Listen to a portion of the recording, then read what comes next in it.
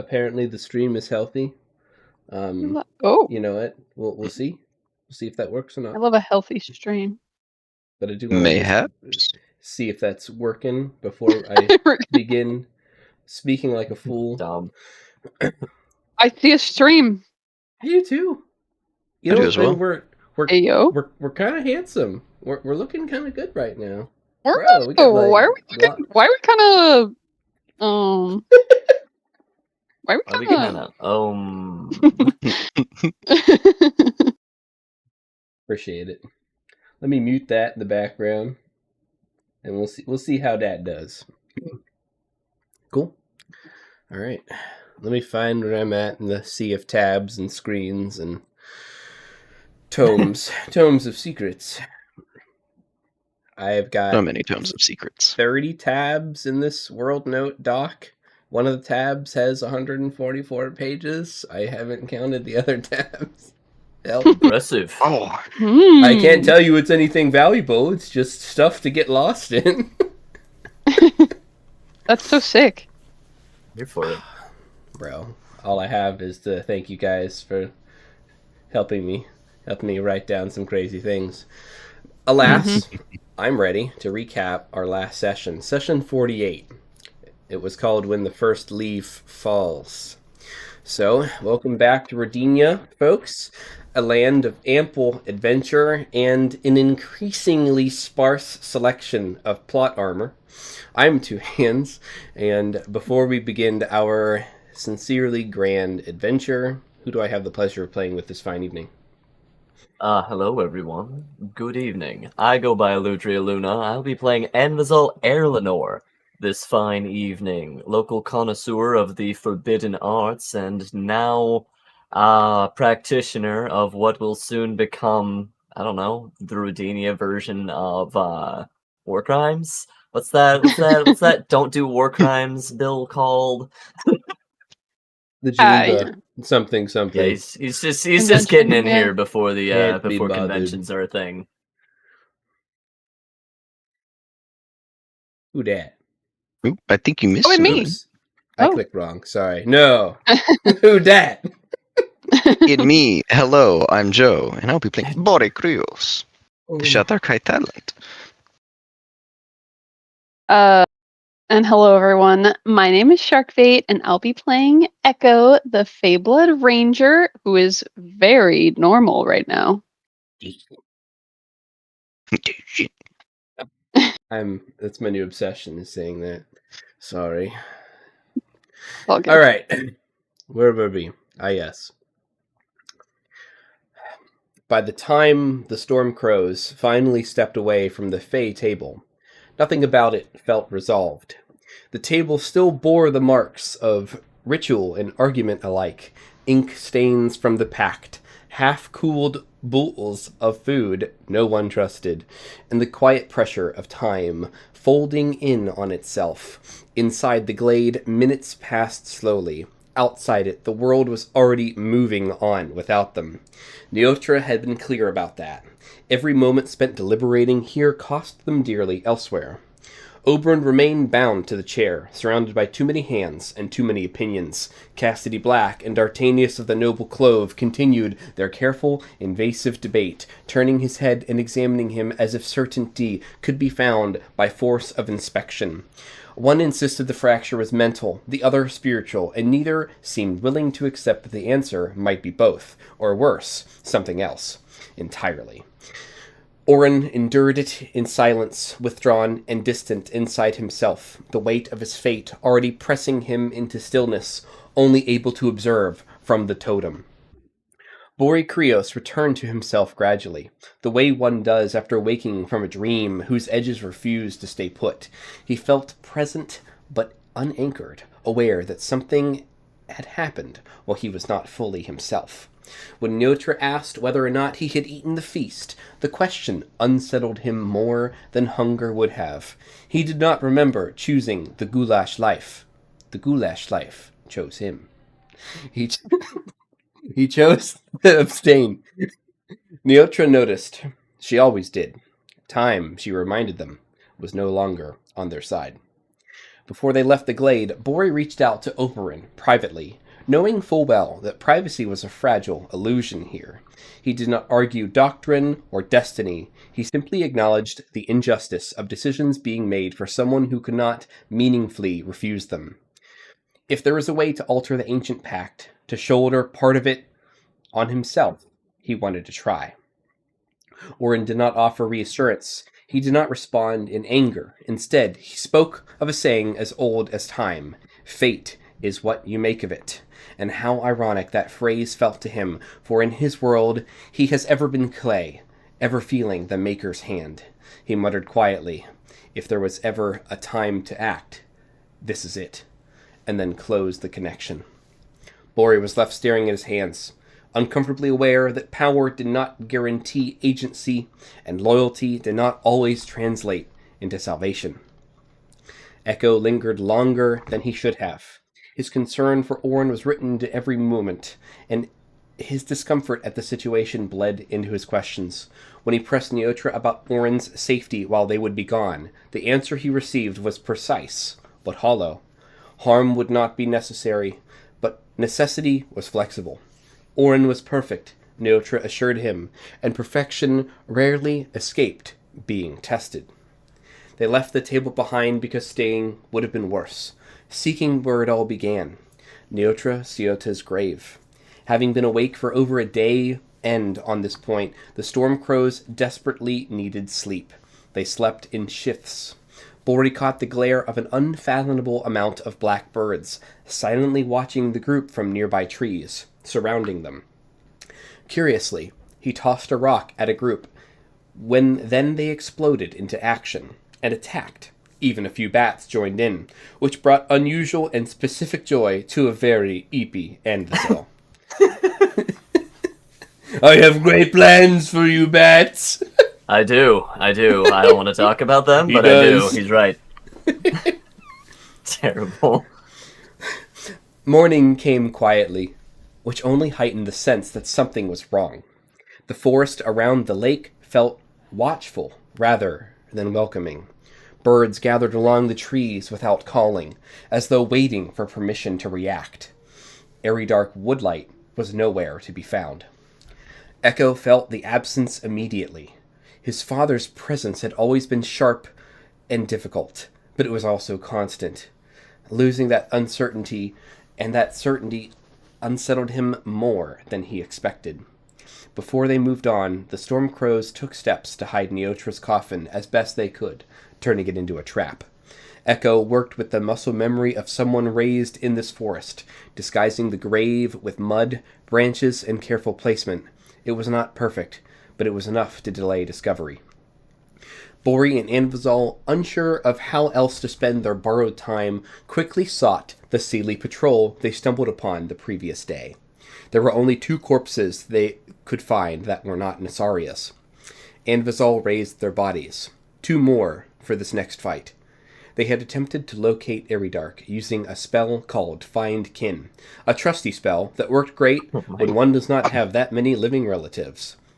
Yeah. In theory. In theory. Right. It's supposed to be. Oh, it seemed fate was not in their favor, for he cast it 3 times. Each time landing on the location of Freya, strangely. Anvizal, frustrated, vowed to cast it 1 more time as they strode back to the burrow. Anvizal, frustrated, he was hoping to figure Eridark's vector. His speed, his direction. And so he made a ritual walking desk as they strode back to the burrow.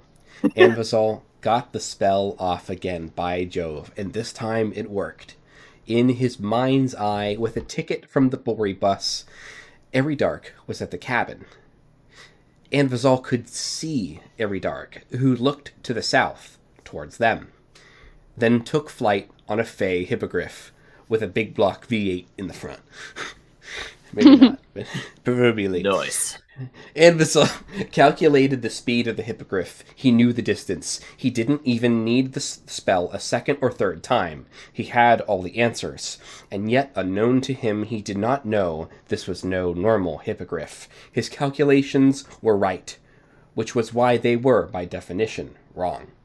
Bori facilitated a message to Echo that Eridark would arrive in 4 hours. Little did they know that Eridark was almost there. When Echo finally encountered Eridark, the man appearing from a cloud of birds, black birds, he seemed diminished in ways that Echo had never seen, not weaker, just worn thin. The forest that once felt like an extension of his will now felt like a place he had bled into too many times. Eridark spoke first, and once he began, he did not stop.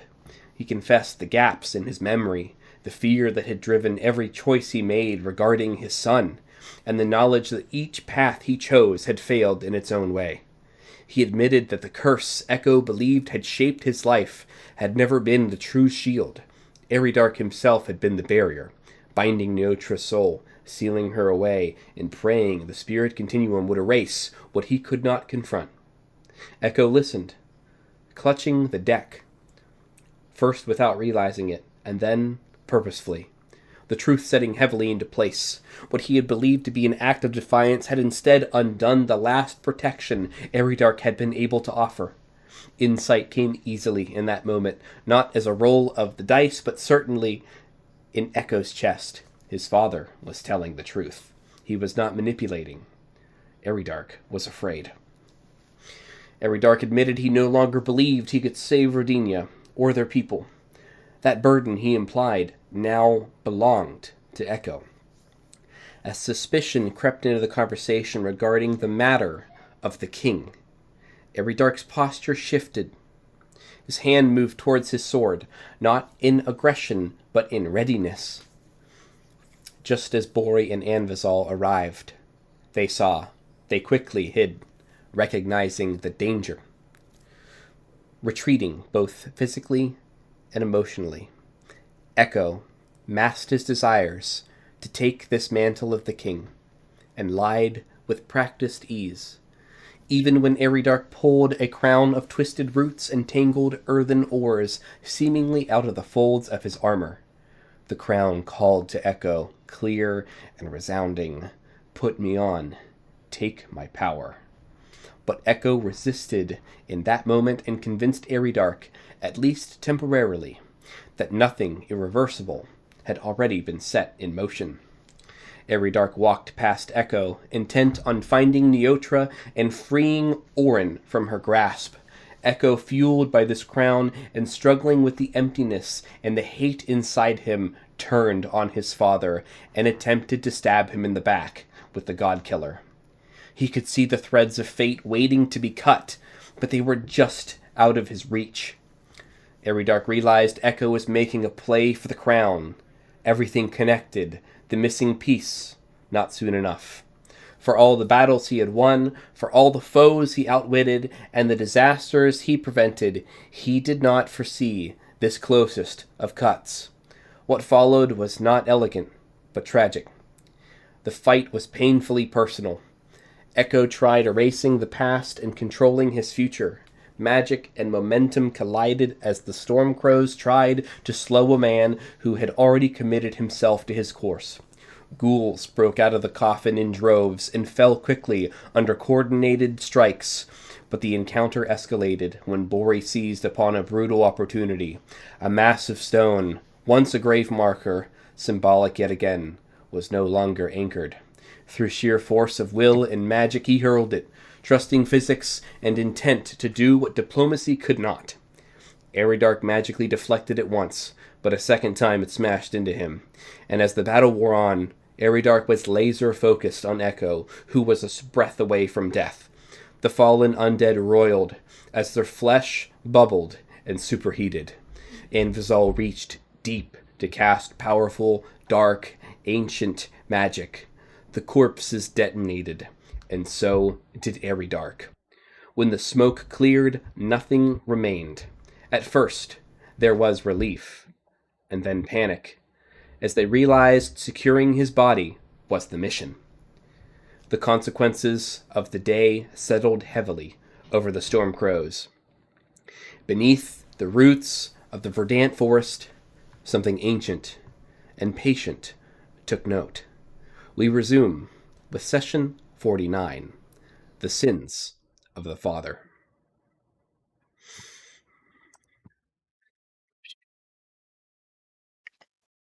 Now let's find what map you were on in Roll20. Yes, the landing page. Ah, yes. Landing page, my beloved. Let's go back My to the favorite Karen. page.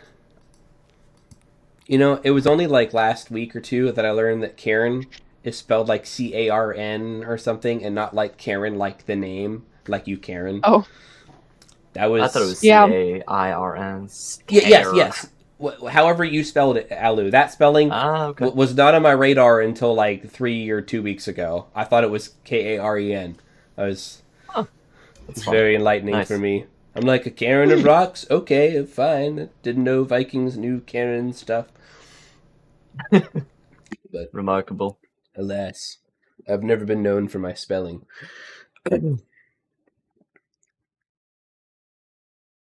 See. Are you guys here yet? Yes. We're here. I'm Okay. here. Let me click a thing or two. Because this ain't. Why aren't you here, buddy? Our cameras are showing up. But I feel like the stream is still showing. It's still showing the landing page, yeah. Yeah, I think I just need to maybe click it once or twice. Aha! That worked. You gotta click stuff to refresh it, apparently, when you update OBS and restart it. So, we left off still here. No time has passed. The moment is still raw. You guys are still here. Are you reeling from the consequences? I don't know. But who would like to open up with their thoughts, their actions, what they think as a player? The moment is totally yours.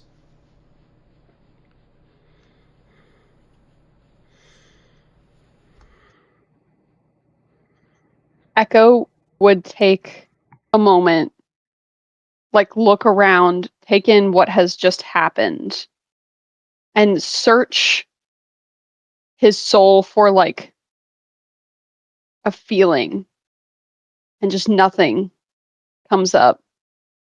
Dang. And then all of a sudden, the realization hits him that he needed the body for Orin. And that is when he sinks to his knees and just sits back in silence. My boy. My boy. Look what they did to my boy.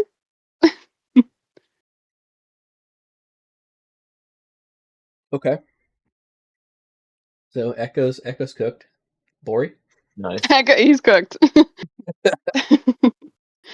Ori realizing that there is now no longer something that he is holding on to. Or would you say that Bori might be potentially holding on to the crown now? Since that might be the only thing remaining of Everdark?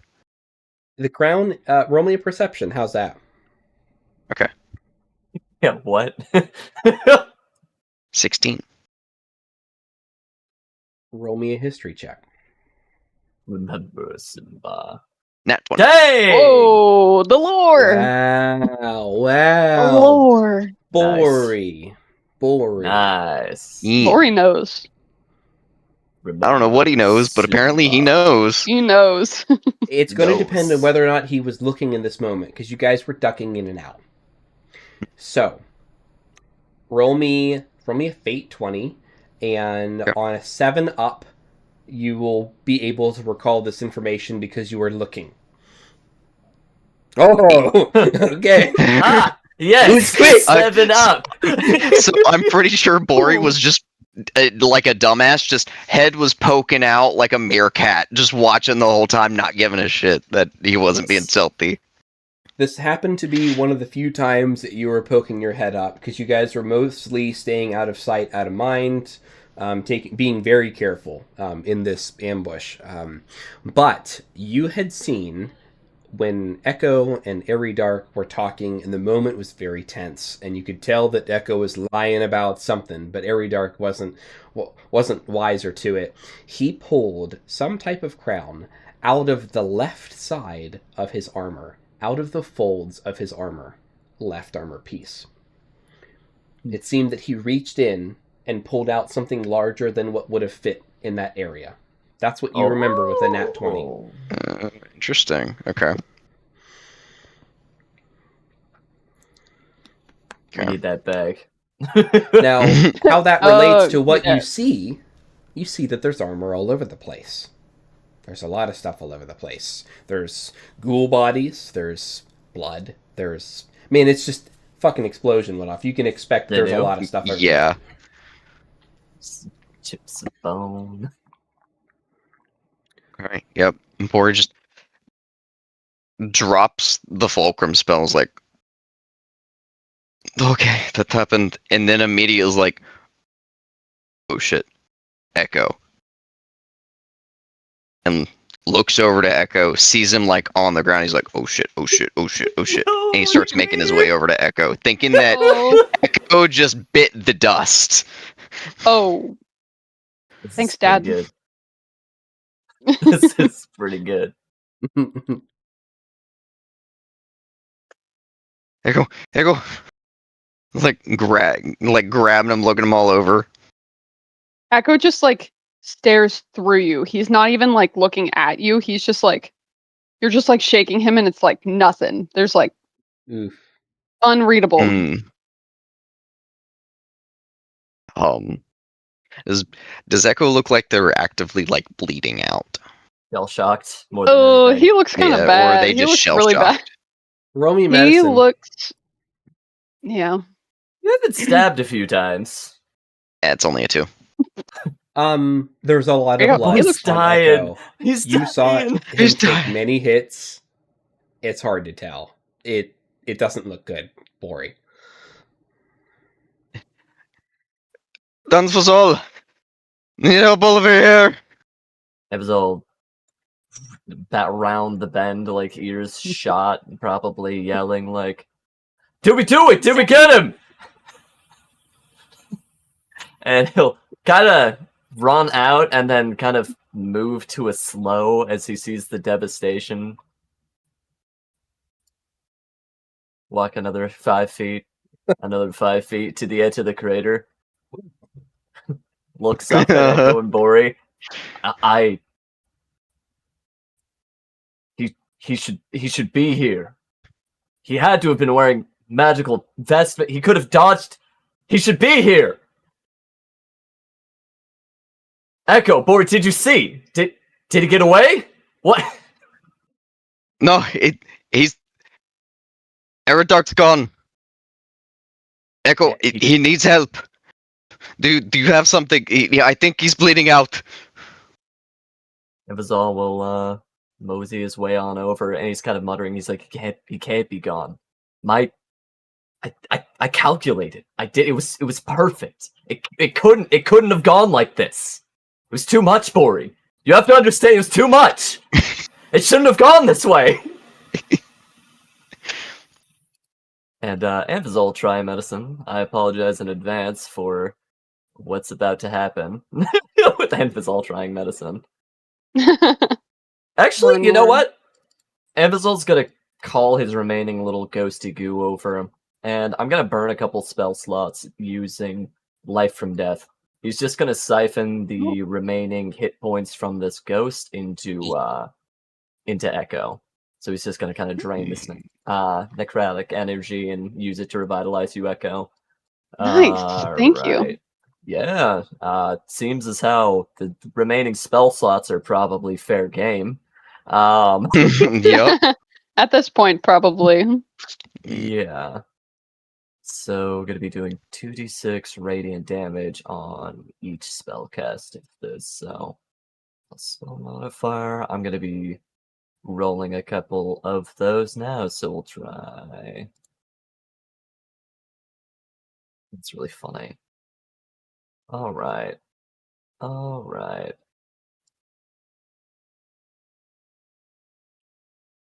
Well, let's see how it goes. So, first spell cast is going to be. Wow, really good roll. That's really good.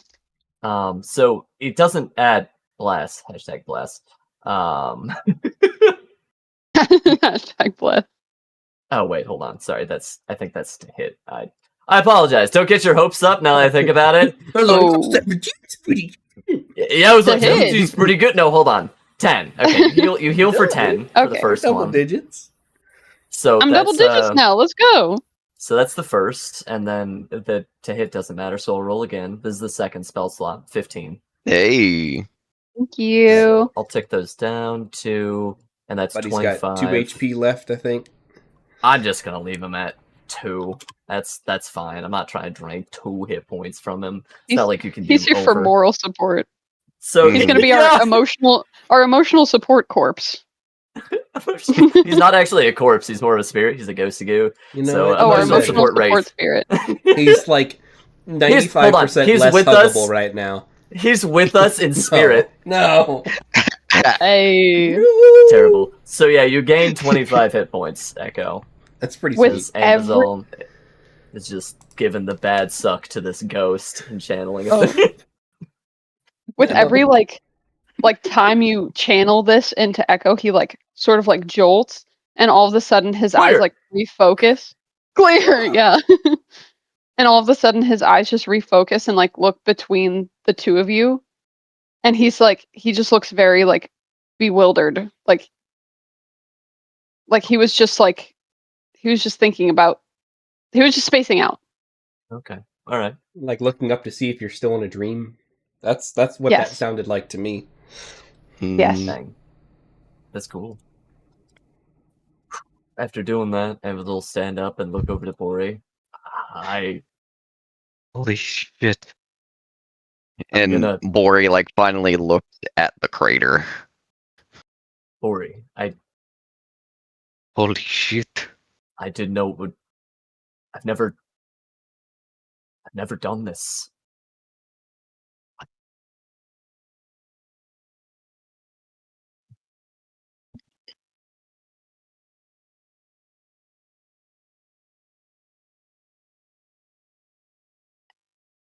Well, Let's see how.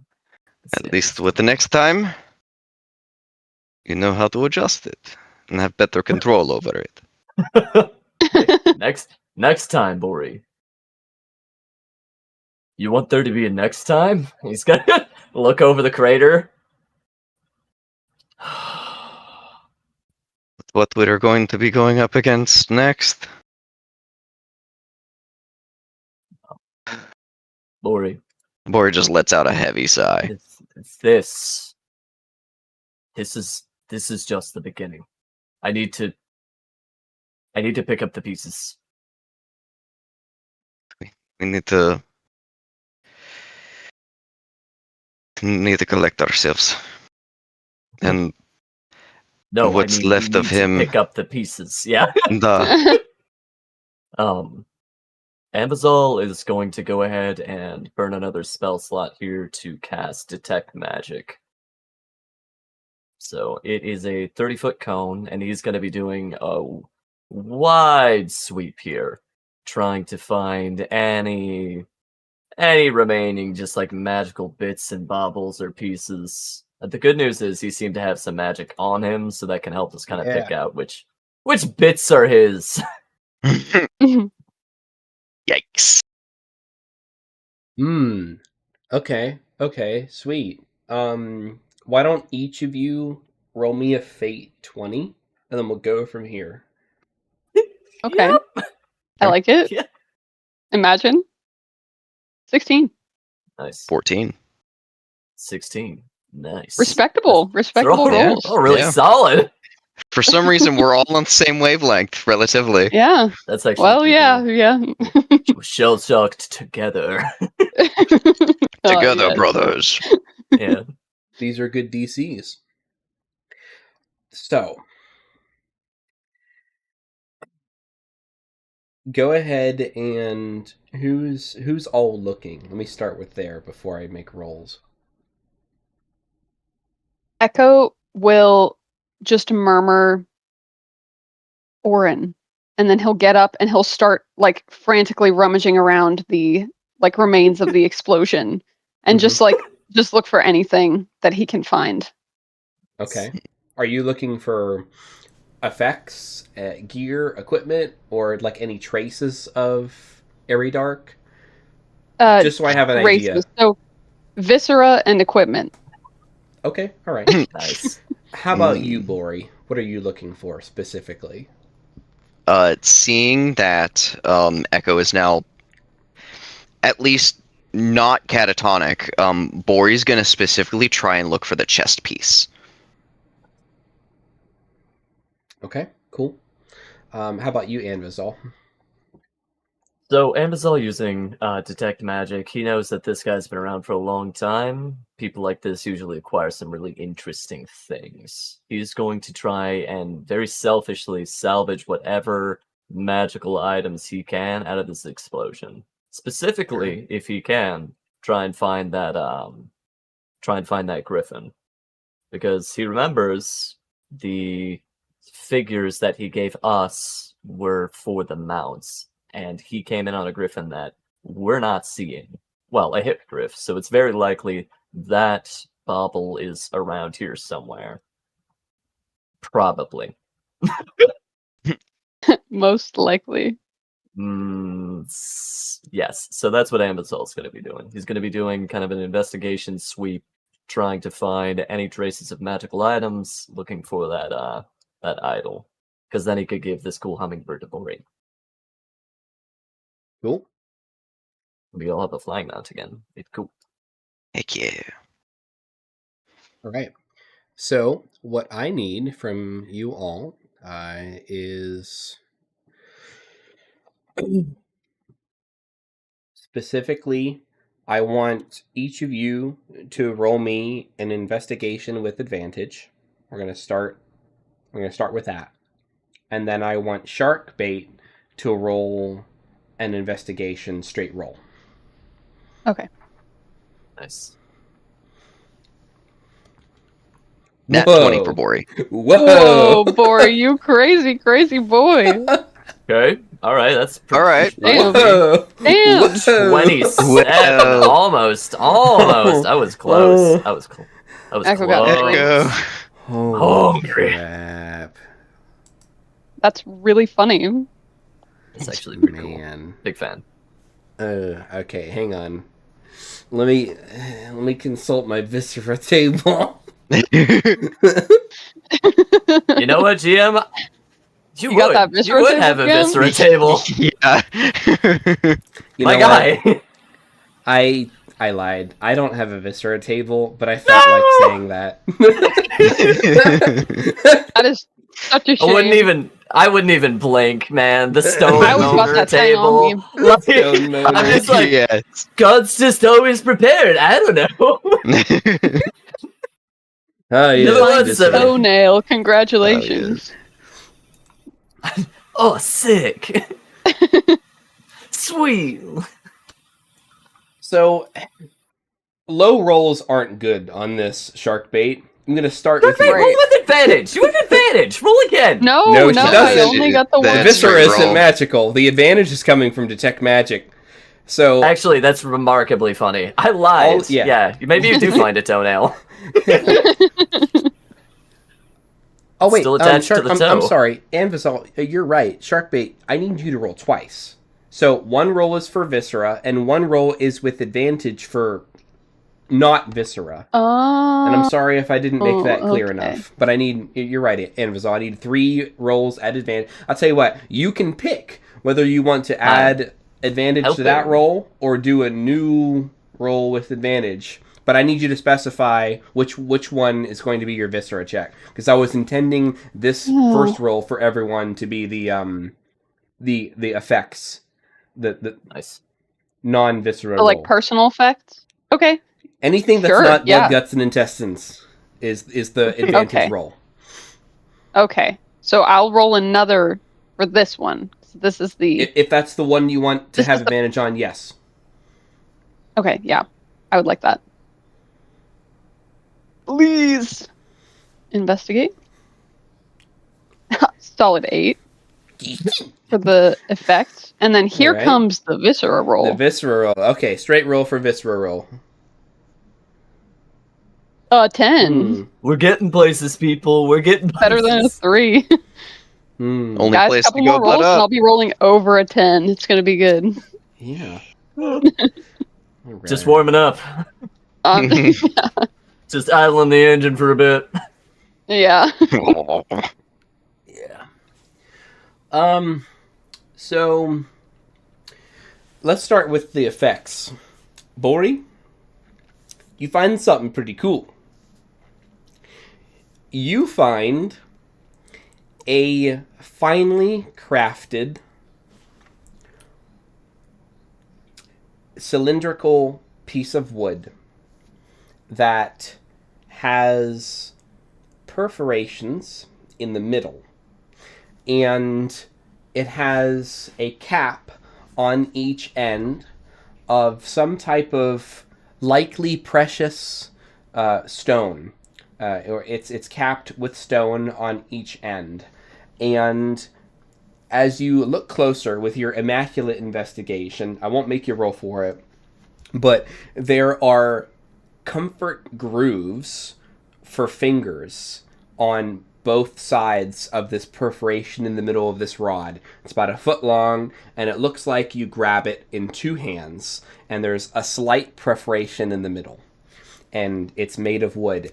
It's like if you had a magic wand that was like the handle, but on both sides. Okay. Does it seem like with this perforation, its intention is to be broken in half? There's only one way to find out. But that's what you find. Otherwise, you'll have to roll more. But for your investigation, that's what you got with the nat 20. That's what you find. Anvizal, what you find with a 21, it catches your eye. 27. Oops, 27. That's right. 27. With your 27, you see something embedded in this rock. It has split the rock. That was the rock that Bori threw. Yeah. There is something sticking out of this rock, maybe about by like 3 or 4 inches sticking out. That becomes the most interesting thing that you found that seems either salvageable or worth your time. Salvage it is. Cool. Don't do it. All right. So it looks to be Eridark's weapon. You can see the handle is jutting out from in between two pieces of the rock. Okay. I don't know if I can sword and stone this, but I mean, I'll try. Give it a shot. Or he's just watching expectantly. Come on, Nanvazol. You've lifted the forks in DC's Calcutt's 13. mansion. He's gonna try. He's gonna believe 7. It's stuck You'll have that. in the ground in addition to probably nestled in the rock. As you grab it, Alu, roll me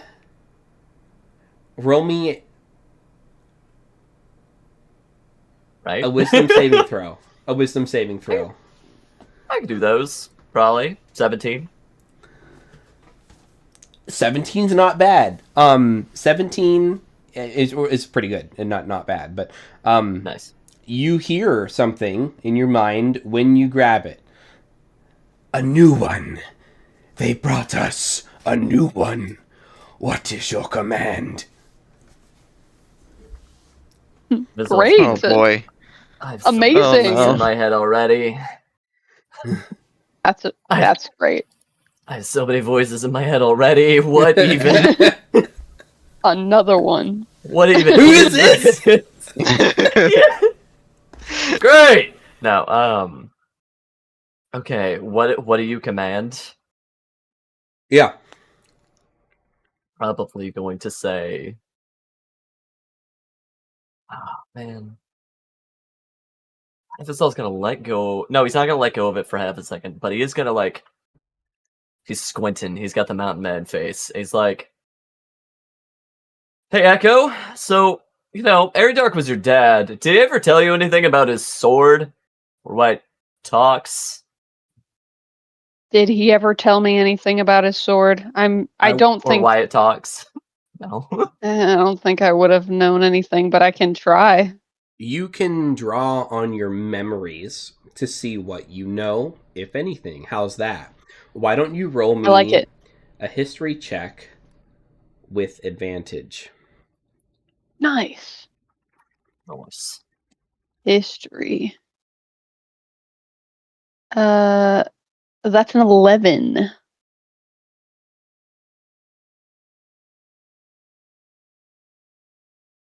Okay.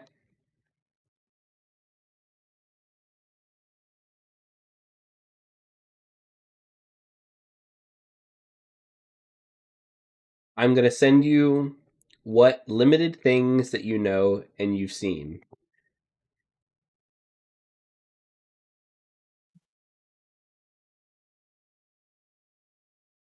Let me tell you, it's going to be a very different response from Amazol depending on if you know anything or not. Because he might just full Okay. send it. Okay.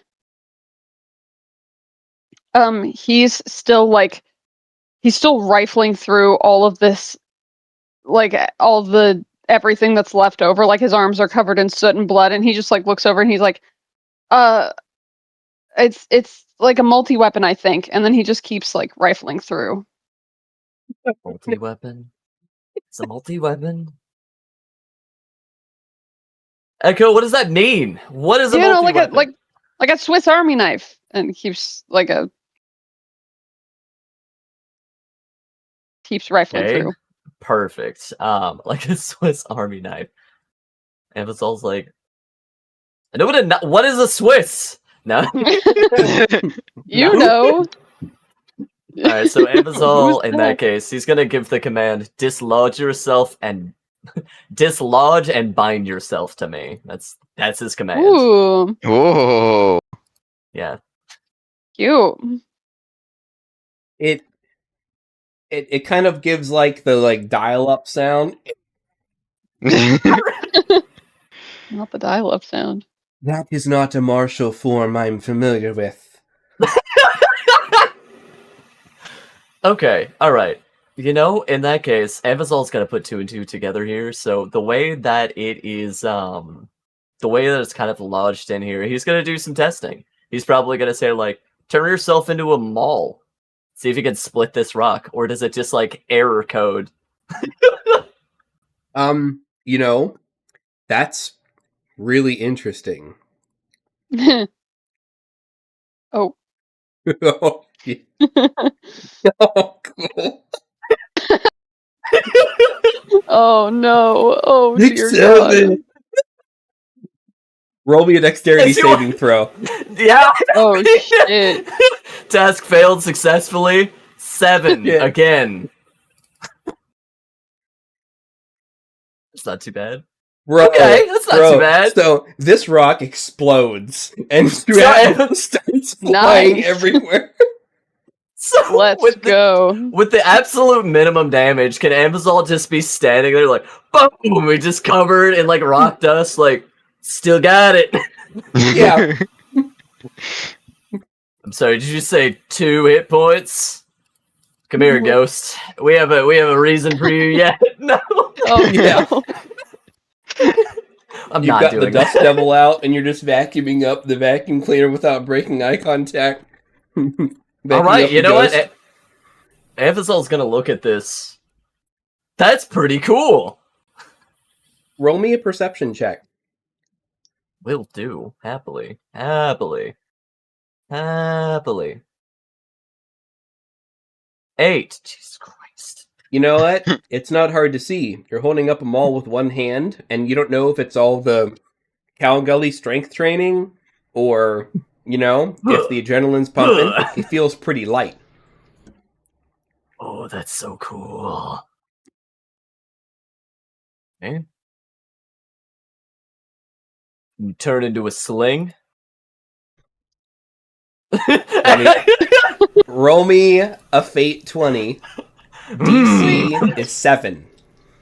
Okay. Yes. Natural 20! This is the finest gat. This is top of the line. Amazon pictures exactly like the top of the line wizard gat fucking 4,000, like back from his college days. He always wanted it in the store. Could never afford it. You know what? I'm gonna take an action to find the craziest sling in the D&D universe. Amazon's like, oh yeah. For a moment, it just forms like a Beretta, and you're like, what's that? And then it changes to a sling. It's literally just a gat. Like, wait. Hold on. Amazon's about to become the definition of I'm all out of spells, but I'm not out of shells. Oh, yeah. Oh my god. That's the most... So Amazon's actually crying over in the corner. You don't know why, but he's like, it's the most beautiful thing I've ever seen. Oh my god. Oh, it's terrible. That's terrible. That's the most incredible. amazing thing ever. What the heck? They're making out pretty well. Let's talk about what you find. Oh no! Give me the toenail. Give me the toenail, GM. I want it. It's rough. It's rough. So with your with your roll, you did make a pretty good roll here. I believe that was a 10. Great roll, I would say. Yeah. you find a piece of his face. That's You nice. find the upper right hand part of his face. A vacant eye is staring back at you, not moving. That's what you find. That's tangible. Great. Everything else is exploded viscera. He will just like hold the piece in his hands, and then he'll look around and like scurry over to the nearest like rock or whatever, and just set it there like a precious artifact, and then go back to rifling around for equipment. Yeah, your equipment that you find, it's pretty minimal. Of magical value, nothing. And non-magical value, I would say that you find a salvageable yet tattered leather pouch. Mm-hmm. Okay.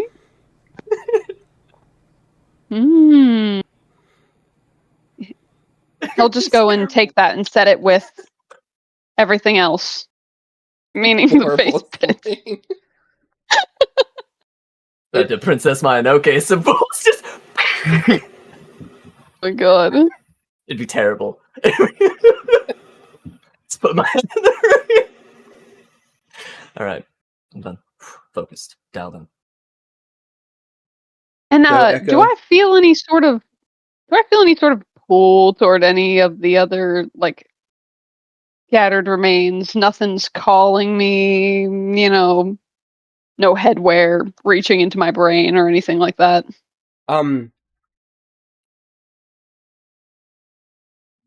You don't.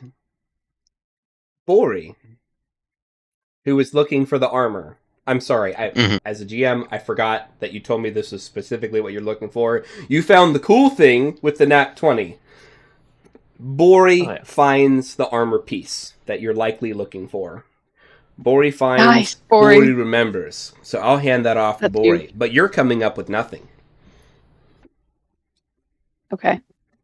So as Bori finds the armor, he like holds it up, and he's gonna slide his hand into the left like portion of the folds of the armor to see if he can find the crown. He's not gonna pull it out, but he's gonna just see if he can put his hand on the crown. Ooh. Roll me a fate 20. Okay. It's a 9. Roll me a wisdom saving throw. Bori's definitely gonna use bolster ego on himself on this. He's like, oh shit. DC's high. 17. I'm gonna expend 3 pressure points to make that a 20. Okay. Yes. Okay. You pass, and I rolled really low. You only Great. take Woo. 3 points of psychic damage as your hand Ooh. contacts this item in this storage compartment in this chest, as you hear a booming voice. This is not you.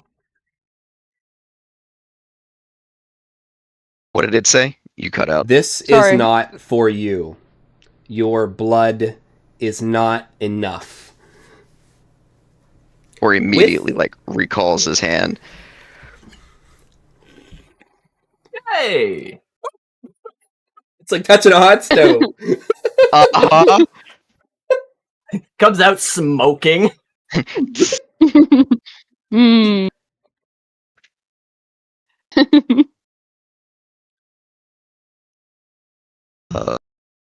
Bori will immediately look around to Echo and Ambazal. I found the chess piece.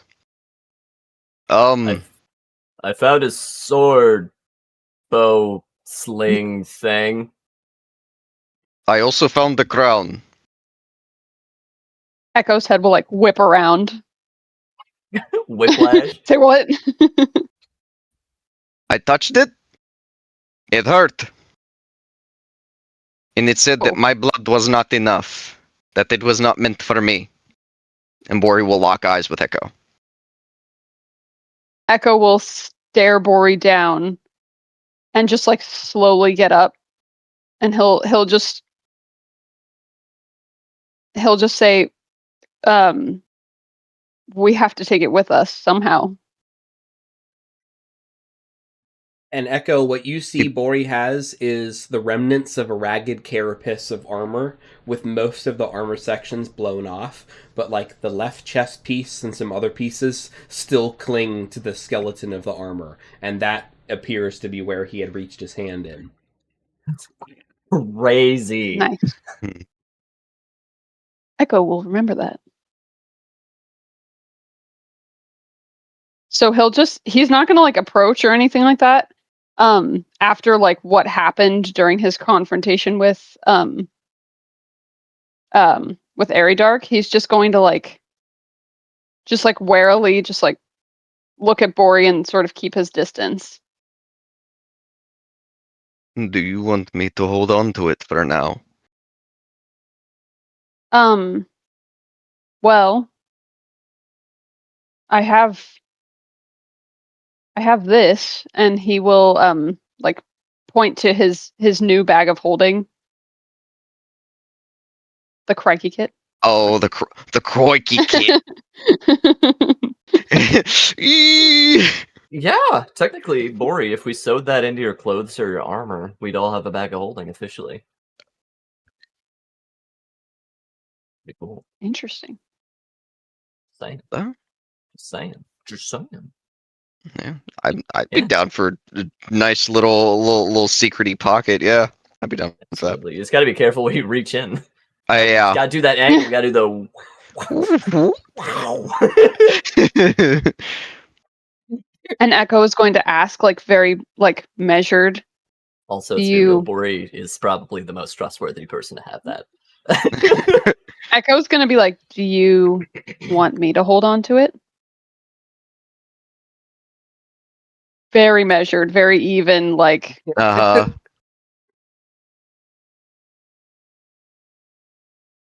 Trying to think of how Bori would word this. hell no. Gonna refill my water while I'm enjoying this on my headphone.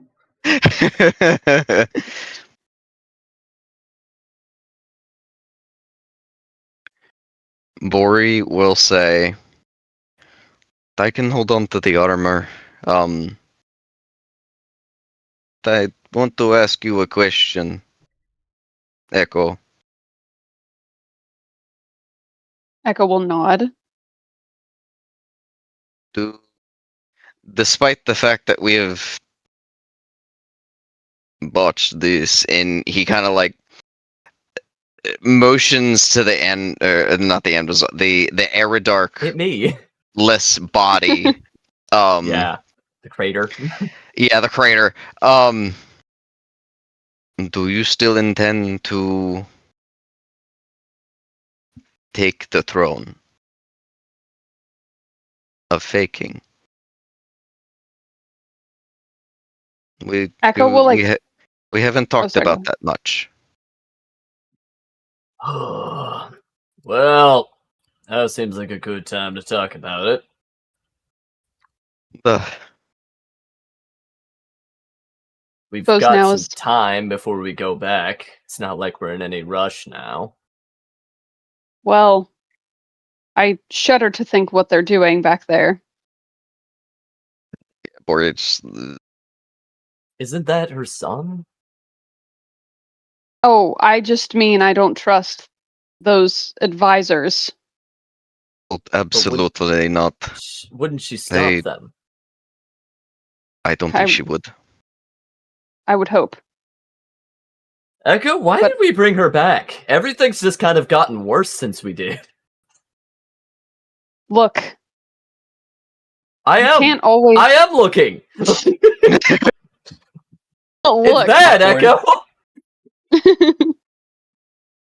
You can't always judge someone one-dimensionally. That's a big problem. I know that this looks bad, but she's been asleep for a long time, and we don't know what happened before then. I don't know why. He's like struggling with something inside of himself. He's like on the brink. It's like on the tip of his tongue, but he's like, I just have a feeling. I just have a feeling that this was something that I had to do. That you had to break off from your father? Did I get the what? That you had to break off from your father? That you had to... No, to revive Neotra. I mean, it's all Orin and I ever wanted growing up. Is it? It was everything he wanted. But there was something else. I just can't. Is I don't this know. what you wanted, Echo? I hear that you want Orin. I know that. You've sacrificed... Well, my wife's advisor, for one. And even though that you do not remember them, your family as well, here in the borough, that has been lost as well, which has clearly taken a big impact on you.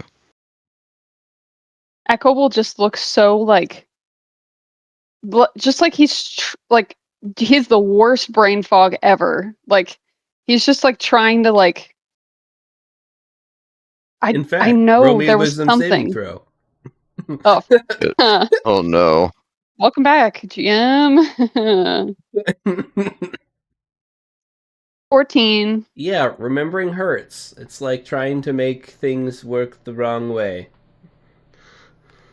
Yikes. He's just going to like this. I don't. Something's wrong. That's all he'll say. Yeah. I think something is. But this this is what had to happen. Is it though? And for I what to have happen? yet to hear a single good reason as to why all of this has happened. You and Oren seemed happier before we came here. He's tied up and possibly being dissected. Your father's dead. We haven't made any progress. We've lost pieces of ourselves. And I don't know what that lady is gonna do when we get back to her grove, now that I've blown up your father. And I am sorry about that. It's the first time I've done this. Echo will like look at Amazol and he'll say, you have stood by me, both of you, even though you both thought this was a bad idea. And I can't Terrible tell you how idea. much right. And I can't tell you how much I appreciate that. And then he looks to the side and his brow furrows for a second and then he looks back up and he goes, I'm gonna fix this. Oh, How? how are you going to fix Yeah, both this? of us. How? He just shakes his head and he just says, I took you guys into the woods. I have to fix this. What do you intend to do, Echo? We don't want to see you go anywhere. You're our friend. You're a Stormcrow. You're Stormcrow. Hell yeah.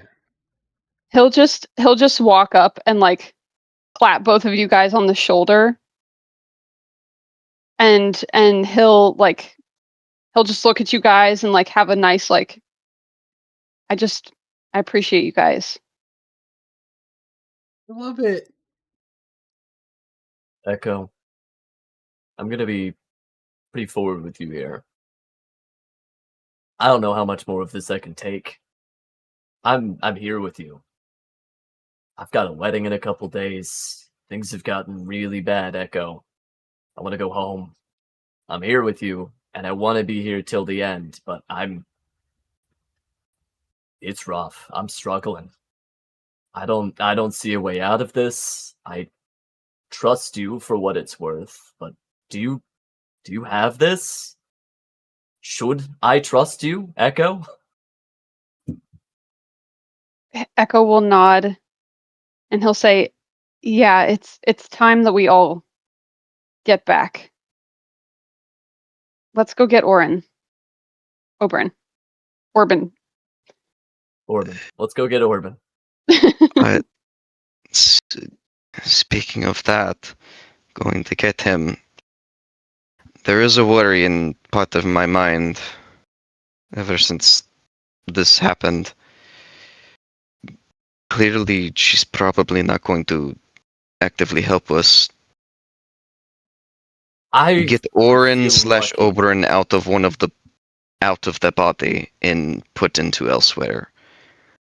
I don't think she's going to let us just walk away with Orban. Good point. I don't think anything is going to go back the way that it was. Let me try to appeal to her. I can't. That he wouldn't remember that. I feel close to her somehow. I think. Let me try. Let me ask you this, Echo. If you cannot reason with her to help us, and we still are wanting to walk away, what are you willing to do to save Oren and Echo or Oberyn? A good question. How If deep she's are we not- going? What are we, and Bori's gonna look at Anvizal as well, what are we all willing to do to get out of this?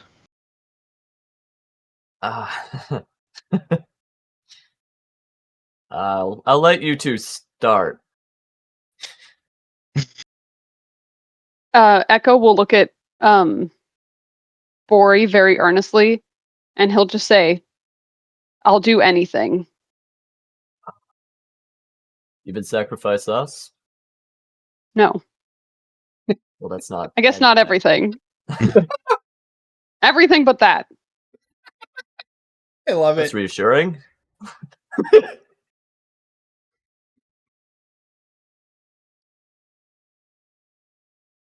Okay. If it means not sacrificing my own family or myself, well, that second one is debatable. I will help you get out of this.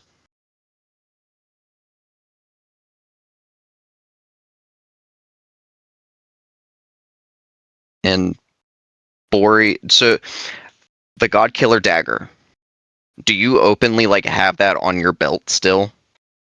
Yes.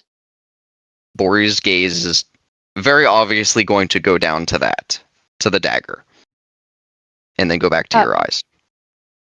Oh, hey. Oh, whoa. Whoa, hey.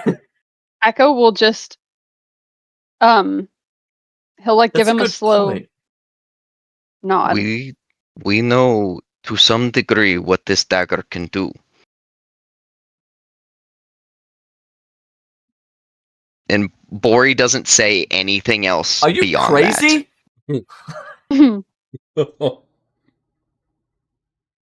Bori.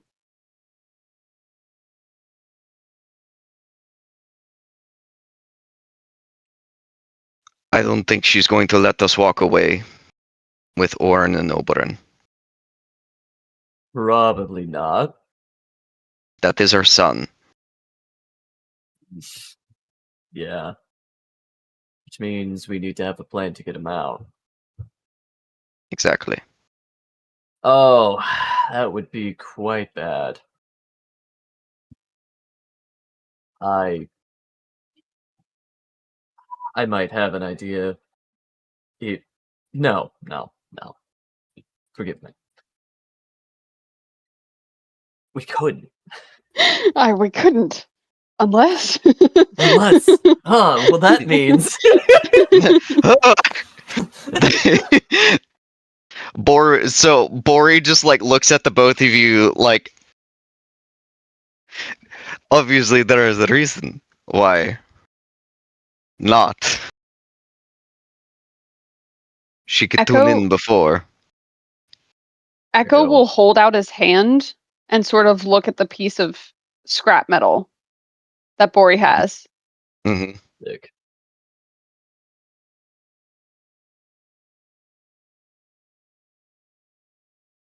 He takes it. And I guess he'll put it in the bag. put the fries in the bag. Yeah, so I guess he'll put it in the bag. And What are you putting he'll in the just bag? look at Wait, hold on. Okay, the take metal. a second. So take a second here. Pause. I'll let Alu handle it. He Why knows. don't you elaborate on what? So really quick before you just start doing things, elaborate on what the metal is. The piece of metal that Bori has. That is a bag of holding. No, I'm not sure. No, I'm not. Echo, hold on. What are you trying to do here? No, walk me through this before you start doing things. Trust me. I'm just putting the metal in my bag. That metal is a bag of holding.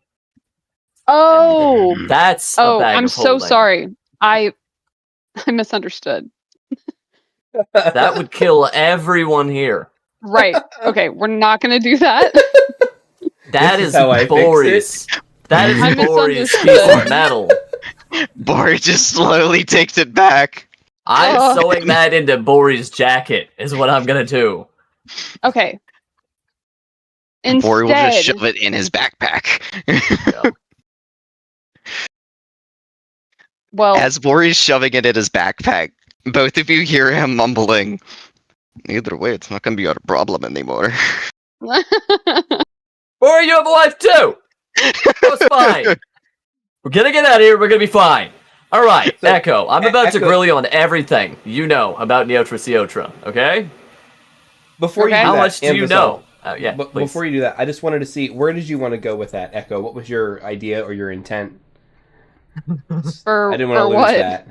When you were taking possession of the piece of He wants- Dark's armor. He wants the crown. He wants to have the crown on his person in Oh, you case can have things the go crown. real bad. That's fine. No, you I can figured- have the crown. Alright. Yeah. They just didn't want he you to doesn't- make a singularity, which I Yes. picked up on. Yes, I'm And Anvizal, as a wizard, Yeah. his eyes would have never left those two Yeah. bombs. Like and as they got closer, snaps he'd be like, fingers. yeah. Yeah, he snaps fingers like. Do it.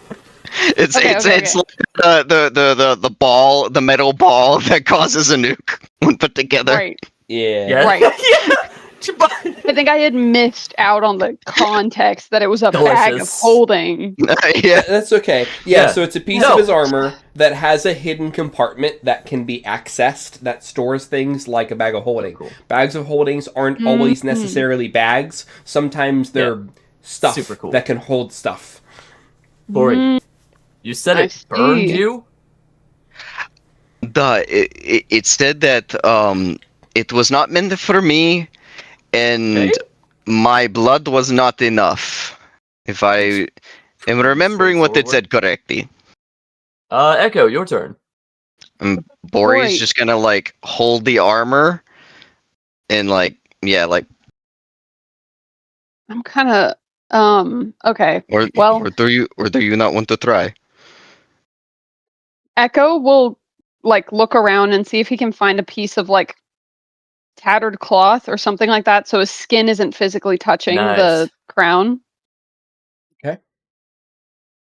Yeah, I mean, The you could gloves. easily grab it with your shirt or something else, you know? Echo over Okay. here, like. He's got his little sleeves. Yeah. He's got real puffy sleeves, so he just takes a little puff Yeah, you just. and he's and he Incredible. will remove it from the other bag of holding and put it in his own bag without touching it. Okay. All right. Roll me a fate 20. A 3 or below, you're cooked. Not cooked, Oh, no. but Oh my it god. doesn't work as intended. Oh, 19. wow. Hey. 19. Whew. Wow. So, All right. you know, you think it through, you do a lot of extra layers, and Thinking today, you don't watch have out. the same sensation that Bori seemed to have when he tried to grab it. However, you can definitely feel that this crown wants you to put it on. Yeah. I'm not going to do that. Okay. It's in your bag. Great. Amazing. Cool. I love that for me. All right. And then Echo's going to look at Ambizal. Hit me, M. Anvizal. Yes. You were talking about giving You're Echo a staring. grilling of everything she knew about Neotra or something. Okay. Can she go outside of the Feywild? She's here, isn't she? Well, I'm pretty Yes. sure this is the Feywild, like a little bit. We're in the woods. I just assume most of the woods are Feywild. I don't know how that works. we're not technically in the Feywild. We are still on this plane. So Does yes, she leave often? I don't know if I would know that. This would all Okay. be stories from my childhood from the burrow, so I just don't know how much of that I would know. Have you seen her cast magic? I'm pretty sure we saw her cast magic as we were making it to that. Yes. Yes. Okay.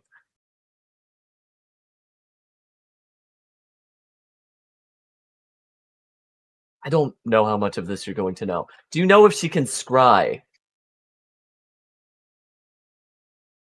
I don't know. I don't Can know. she? Okay. Who hates her? What are her Take enemies? your pick from the Sealy Court. Okay, all right, that's good. Do you have any connections in the Sealy Court?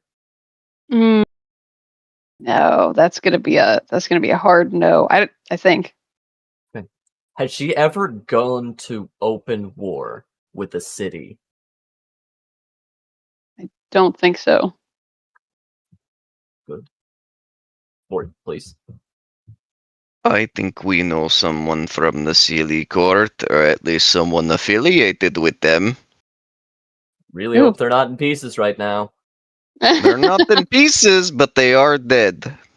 Oh, God damn it. Well, what do you... Elaborate, please? Nisaria. Funny. Sorry. Oh, God damn it. Oh. Her and her Tricky. squad.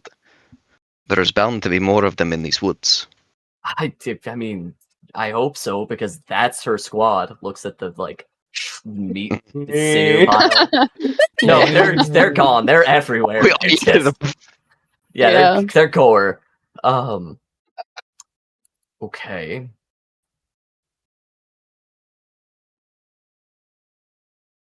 So, I don't want it to come down to this. I do not want it to come down to this. I have a small ace in the hole, so to speak. I had worked on a little something before I left, in case things went completely wrong. I am now feeling very vindicated that I prepared this before I left. I can, once a week, find my way back to Halcut's room. That's gonna sound kind of weird. Oh. That's gonna sound kind of weird. I could have My gone home boy. at any time. I mean that. Just now I could. And I can do it quickly. Like how we watched your father blink between places. How you watched Neotra step into her demi pocket. I can get home in an instant. Once. If I need to. I could prepare it. How much money do both of you have on you? I'm a little impoverished, I think. That's not helpful, Echo. How much money do I have on me? How much is that, Bori? 9. I got Nothing? 16 gold pieces. No, 9. 9 gold pieces. You're 16 and what? What have you been spending your gold on? I How are gave you- all of my money to my wife. What? How have What you do you been want so from broke? me? How are You you did give so her a lot of- broke? He gave her a lot of money at the beach. Yeah, That's I- why yeah. he's here. Bori I had- fulfilled his short-term goal. Okay, what about you? What about you, I- Echo? Look, I'm got a some scrimshaw bloodfin collector, tear. okay? So sue me. You guys have a ton of Kidding me? cryptocurrency right now. You all the spent it all bloodfin on tear. Scrimshaw? They're really good. He starts pulling out like minis out I of his can't pockets. use these! Yeah!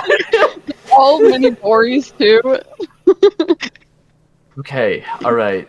Let me do Or some mini mind quick- witches. Let me do some quick math See? here. I need 150 gold. I have That is pretty- 107. How much do you have, Echo? 16. Okay, so that's And 5 copper and 2 14, silver. It's, So. yeah, that's great. 7, 16, I've got 47 silver, if that counts.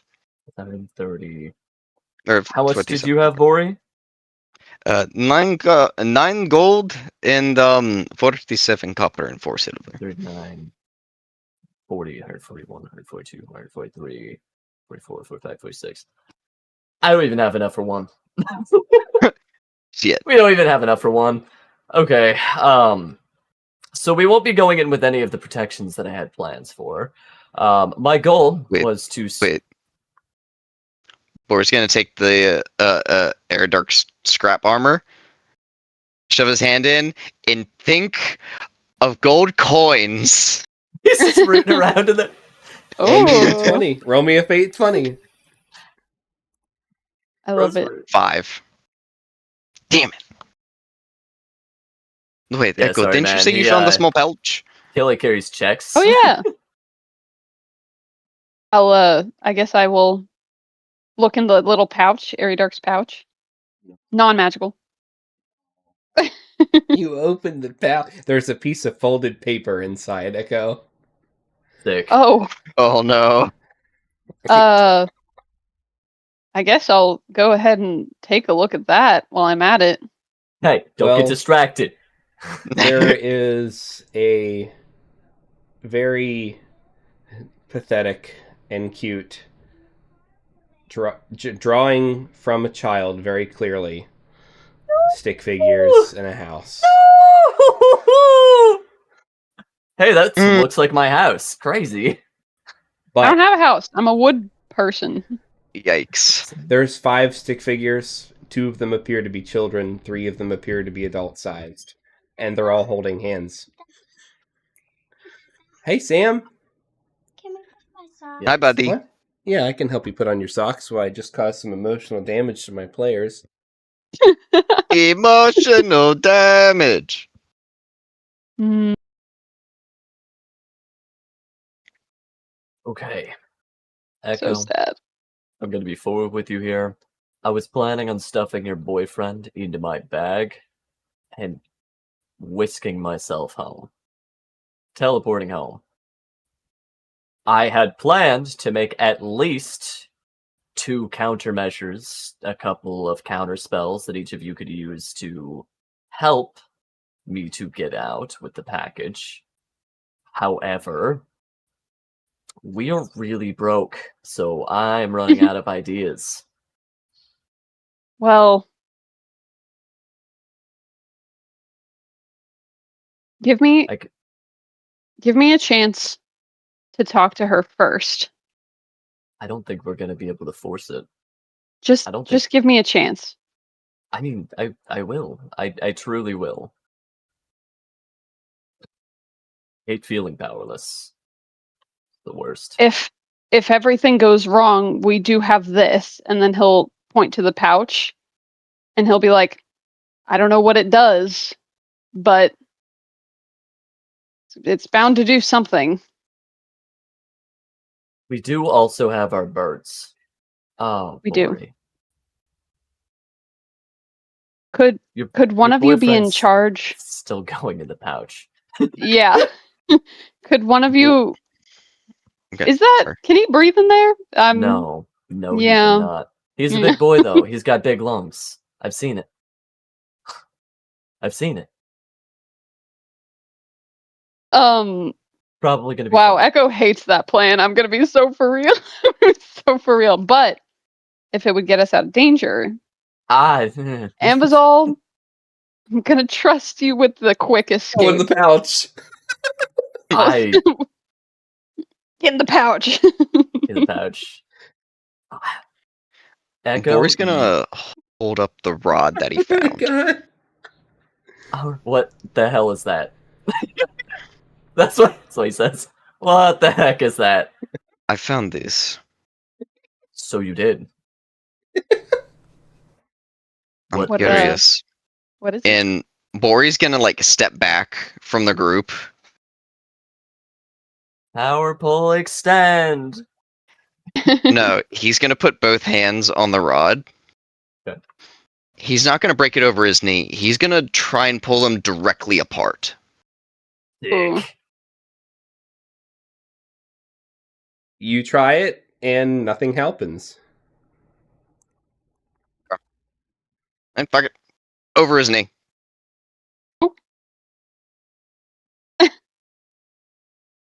All right. I love Oh. that So you break it over your knee? Uranium in the morning. Hope this isn't a modified staff of power. Roll Hey, me a dexterity saving throw. Just because you broke it over your knee. I do still have my detect magic Oh, going. well, Did you that want was me the to GM, just, like, but it is check in it out? kingdom. Oh, no. Okay, so Joe, you like break it over your knee, and a large creature appears below you, but it instantly comes up because it like was trying to clip into the ground. And You have been physicked up in the air. You're flying in the air now at least 15 feet. What As kind of this thing creature? appears below you. Alright. So, Bori's up in the air, this thing's on the ground. Yeah. Bori is going to go ahead and use Shadow Form. Ooh. Go into the amorphous Shadow Form, and then immediately fly down and land on the back of this thing. Nice. Oh, Bori. That's so cool. I'm so jealous. I've always wanted a griffin. I mean, it's the hippogriff. They're not related in terms of species. They're completely different genuses, but I'm still so jealous, buddy. You want to trade? No, I can't. I can listen. It's yours. It's yours. Nice. So that thing is stupid quick. Insight check. Like unfathomably quick. I don't even know how to do proper math for that. That changes things, Bori. Yes, it does. I have some really stupid ideas. I do as well. Okay, let's hear yours first, because I think mine is probably a really elaborate way to end our lives. I think mine is kind of intrinsically entwined. Now we're cooking. All right, let's hear it. We get your... Bori points at Echo. In his shadow form, which is just shadow, two like large wings, like angel wings, and then just purple eyes, just glowing purple eyes. Yeah, sick. He just points to you, Echo. We get your boyfriend inside of your bag. Nice. You get out of town, you and I. I'm on this thing, you're on your little broom, and we get out Let me as improve the quickly as plan. possible. Let me improve the plan. Bori. How are we going to do this? Echo, you're good at talking. How fast are you You with know those me. hands, buddy boy? I'm pretty fast. Think you can distract people? Say so. Okay. Here's the idea. Here's the plan. Echo, I need you to make a really big scene. I'm going to cast invisibility on a rope we'll tie around your waist. Bori, you leave that beautiful, magnificent bird parked just outside the portal. Shouldn't be able to see it. It's going to be fine. Ropes can probably go through. Tie it to the bird. When Echo's making a scene, probably jumping up on the table, arguing as much as you can.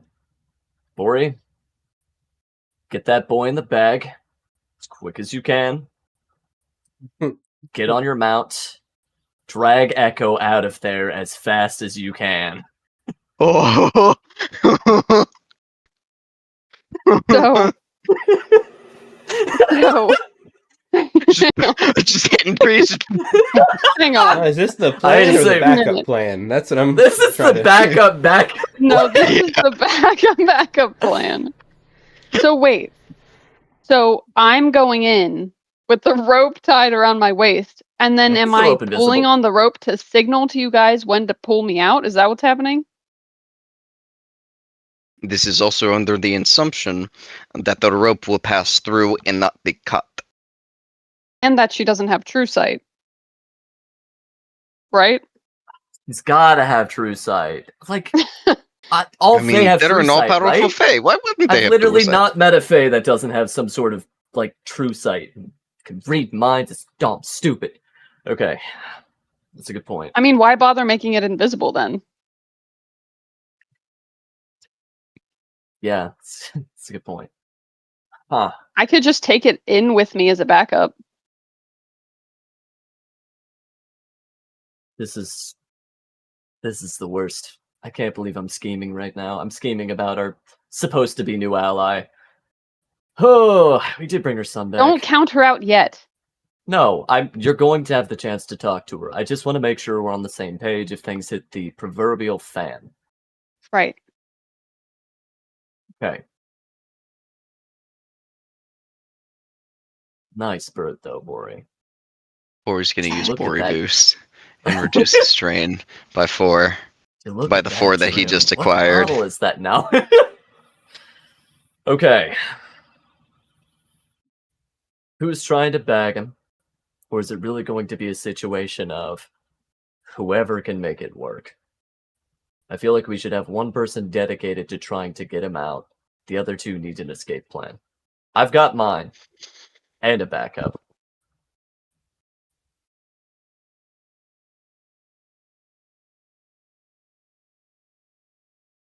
Hmm. Do you think Thoughts and feelings welcome. if I grabbed him and pulled the rope, that you'd be able to pull both of us out? Bor just looks at this massive hippogriff. Probably. You better hold on tight. Here's another idea. Still in line with your original plan, and Vizal, by putting Oren Oberyn in your bag of holding. Do we think that Orban is attached to that chair, or is he just paralyzed? Me as a player, I don't remember. We untied him. Yeah, I me- think he's free to move around. Roll me some Eventually. history checks. Oh, that he's makes not. things He's not free. significant. I mean, Because I remember wanna- he was paralyzed, but I couldn't remember if he was 26, attached to the... baby. You know, you're 27. rolling great on the Dang! history checks. 17. You all are like, yeah, Dang! he's in the chair, and then you remember what happened after he sat down in the chair. He was gagged, and he was bound and sitting in the chair, but then Neotra actually... You didn't see her cast magic, but you saw vines that grew up from the bottom of the ground and wrapped him in the chair, which was holding him in place. That's what you guys recall. Now his gag was removed, but he is still bound in that chair. Mm, That complicates things a bit. yeah, that changes things. But yeah. only a little bit. Huh. I don't know that there would be a way to free him that There would be against her will, because it's like There- her dimension. There would. And I think that just reinforces that the fact that she's not going to let him go. Believe me, I have a lot of... This is where I shine. Screwing over other spellcasters. I can work with this. I need his cooperation, though, otherwise it's all going to be a wash. I can shrink him. It'll give us a moment to pull him out. Interesting. Classic. Classic. Again, this It is would be- all assuming that she doesn't just let him go. Which is how I'm going to be assuming. Nothing has ever gone according to plan in these woods. I hate it here. I hate it! So, let's just recap. I think you guys have thought of some interesting ways ideas. to try to get Oren out of that situation. Several jailbreak ideas. I think it's just going to all come down to, do you guys go in with a rope attached to Echo for exfiltration? And or, trying to pull Oren out? Or if you go in with confidence in Echo. I think that's what it comes down to, is do you guys want to try to react in the moment, or do you guys want to go in under the assumption that Echo will fail? I think that's what I need an answer from the party. Hey, Well, Echo doesn't think he's going to fail, so Right. It's more of a party question. Be right let's back. go in. I think it would set her off if we went in with you roped up. Yeah. It's too risky. I do have an I idea, agree. though. Let's come up with a solid plan before we head in. And let's write that plan down in a cute little note. Echo, you're going to be the one to pass it off. It's going to be alongside that note of the really sad-looking children's drawing you got there. She can read minds. Bori isn't going to be able to help us here. We need to agree on a plan before we head in, as a backup. That way, we can write that down clearly and pass it off to Oren. And trust, hope, that they are on board. the only thing that Oren or Oberyn needs to be on board for is being shrunk, right? leaving in general. What if they don't want to go? That's true. They could be brainwashing him as we speak. Hmm. Echo, There's so many unknowns. do we leave without him? No. I don't think that's even a question. I mean, if he fights us and wants to stay, what are we gonna do when we get back? If he's fighting us the entire way, we're not gonna be able to make it. If we're hundreds of feet in the sky and he decides to throw Bori off of the back of his mount, or you, because he's done with this. Can we trust him? I think he has unfinished business out here. And I'm talking about Oberyn. Okay. So, are we doing the old snatch and grab? Or are we trying to put him in a bag? I feel like the snatch and grab is safer. Again, if this doesn't work out, which... In that case, I think we park our mounts outside, hope that they're just kind of not near any windows. Gas up as you roll up. I love that imagery. I really do. Exactly. That's what I'm saying right now. We enter under the assumption we'll leave of our own free will. I prepare everything that I can, and we run for the door, mounts ready if we can't. I can shrink Orin, but you're gonna need to be quick, Echo. You'll need to snatch him and get out that door onto your mount. It has to be yours. You're with the 2-seater. If everything goes wrong, that's what we'll do.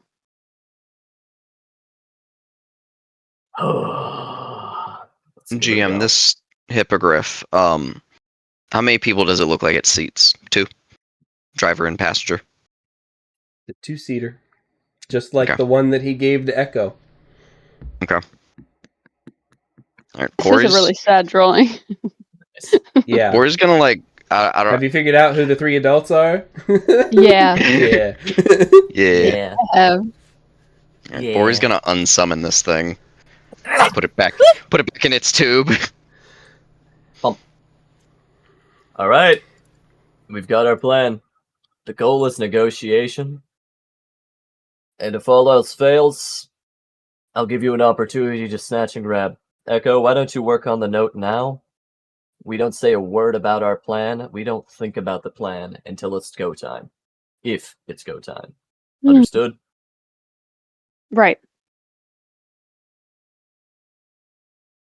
So, are we just writing like, please be agreeable to shrinking on the paper? No. I feel like we should give him a little bit more than that, Echo. Please. Maybe we should have him give us like, oh, well, but when he reads the paper, isn't she going to be able to read his mind immediately? That's why you're going to preface it with the first page. Get her thinking about old times. Start with the drawing. Then, lead in with the second one, unassuming. Something like, old friend, blah, blah, blah, blah, blah. The times we've shared together, I hope to get to know you, Oberyn. I know you have unfinished business. We want to solidify our connection. This is us as allies. We want to be able to help you. We need your grace. Something non-assuming. Okay. Be ready. I think all of that might be a little bit much, but... Oh, come on. He's got to be a quick reader. Is your boyfriend illiterate? Like, what are you worried about? I don't think Orin is illiterate or It'd be Oberyn. really funny. He's like... It would be really funny. You know, Echo, I trust your intuition. Ori, I'm gonna count on that trusty steed there to get us out. Or just looks at the rod. I'm hoping as well. regarding the letter, so here's some unknowns that you're working with, and we're going to talk about how to translate that into a shared group ability check. So you are not currently sure who will be reading your note, Orin or Oberon. You know Yes. both well enough to know that they both have different values and very different personalities and would react differently to the same letter, even if that was a pretty objective letter, right? But you at least know that there's going to be two possible outcomes there. You also know that their goals are going to be not the same. Their feelings about being here are not going to be the same. And ultimately, I want you guys to reflect on, like, where their mental state might be, assuming there's no tampering. Orin versus Oberon, how you guys left, and what you were going to do, and, like, their last 24 hours. So, like, thinking about all that, I would say I'll do a group check where everybody will roll at disadvantage for 2 rolls, and then I'll add the net summary of those 2 rolls for 2 specific things. One would be the deceptiveness of the message that is intended to be communicated, and the other would be the persuasiveness of that message, because everything else is fluff. Does that make sense? Yeah, exactly. Yeah. I think so. I think they're both going to be resistant. I'm not saying it won't work. I'm just explaining, like, how writing a letter will be interpreted and understood or not understood depending on who's reading it. There's a lot of variables that you guys don't have control over. It's possible. So if you guys want to write the letter, I'll have you guys roll those rolls, unless you guys want to do something different. Yeah. Sounds good. I think, yeah. I And think whether it's or not best use to the letter, at least it's up have to it. you. Yeah. So everyone give me a persuasion roll with disadvantage. And this is basically, you guys are brainstorming how to say what you want to say in a way that could be either interpreted for both or written to both without being too obvious. Like, for Orin, if you get this message, please don't think about the waitress Iota. Or Orban, if Orban gets it, you know. So it's a very delicate thing you guys are trying to do, and it's very possible, but a lot can go wrong. A lot can go right. Yeah. You guys do not have the advantage in writing this note. I will say that the scenario is a bit tough for it, but it's a group check. Let's see where it goes. So, persuasion at disadvantage, all 3 of you roll. Okay. That's a 9. 8 for Bori. Echo. Give me half a second. I had to reload just because it crashed. Persuasion. Yeah, persuasion at disadvantage. Disadvantage is going to be, I click that twice, scroll all the way Oof. down. 6. Okay. All right. Wah, wah. So a 23. All right. So that's an interesting roll. All right. Now go ahead and give me the deception at disadvantage. All 3 of you. It's all come together. 12. Oh, the other one was a natural 13. 20. Yikes, that's going to be a 2 for me. 2. Yikes. 27. All right. So you are pretty confident in the deception.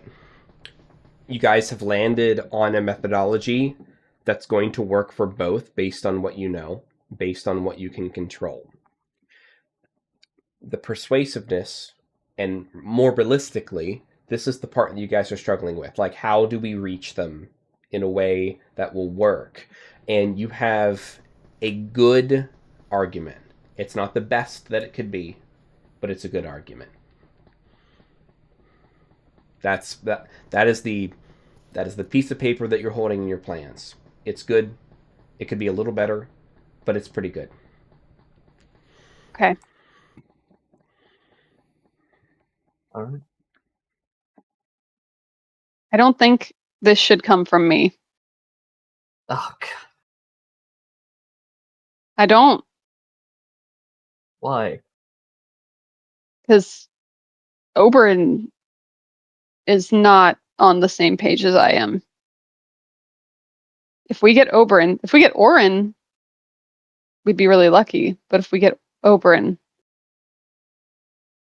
I think it would be better coming from one of you.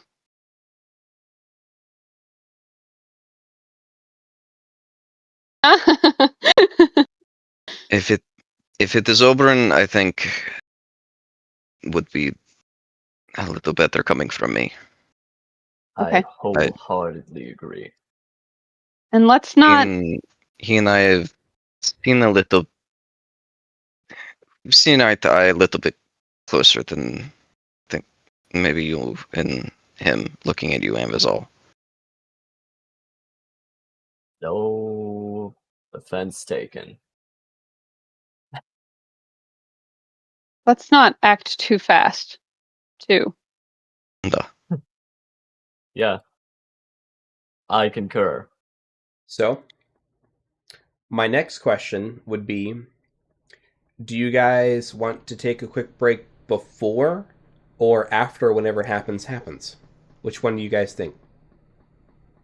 As I think players. quick break before.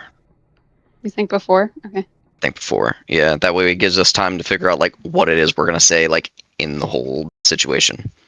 Sure. Cool. Well, it sounds like Echo's got some stuff she wants to say for sure. I do. Well, I'm ready to let her cook. We'll see what goes down. All right, let's take a quickie, and maybe I'll see you guys back. Maybe in like however long you need, 7 minutes, maybe. How's that? Is that enough time? Okay. Enough. Yeah. Cool. Thank you. Let's see Yeah, if the like break screen works. So good news, the stream is doing good so far. So yay! Nice. And we're on break.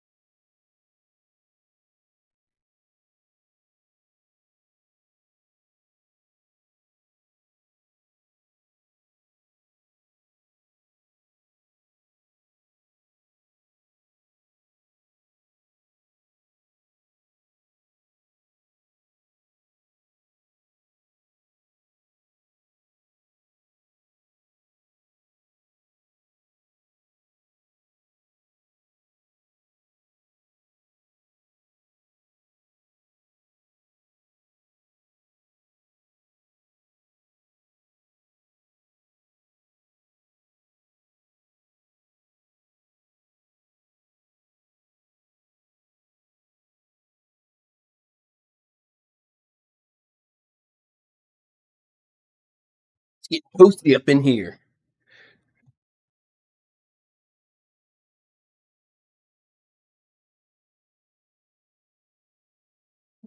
You know what?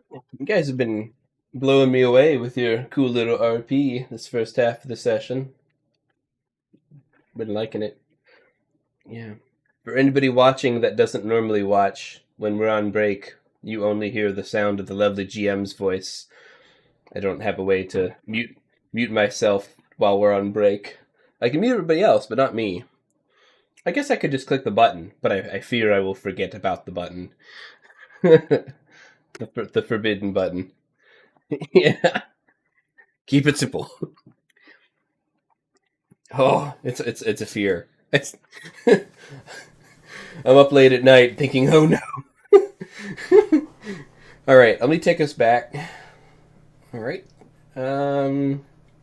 Which one was it? I think it's this one. Yes. All right. Let's do a quick ping test, make sure that's working. Perfectamundo. We're back. We're so back. Alu, I was just telling your other two compatriots that I am digging. I'm digging y'all's RP. That's really cool. It's really I'm sitting back and just enjoying myself. I love that. Those are my favorite sessions. When I'm just like, I get to play D&D by listening to other people play D&D. Oh, yeah. It's a treat. It's like a reward. Like a reward. Yeah, a reward. Well, I'm rewarding here. We're back. My tea is hot, but it's cooling, and the tea is hot. That being said, let's go back to this little forbidden dinner glaive.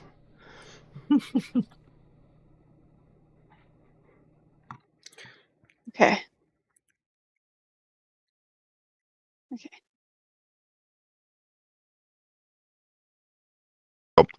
Player to player, when should I give Orin/Oberyn this letter? At one point, should I just like off rip, like as soon as we get there, just drop it in front of him, or should I just let it simmer? I would let it simmer a little bit. Yeah. Oh, sounds good.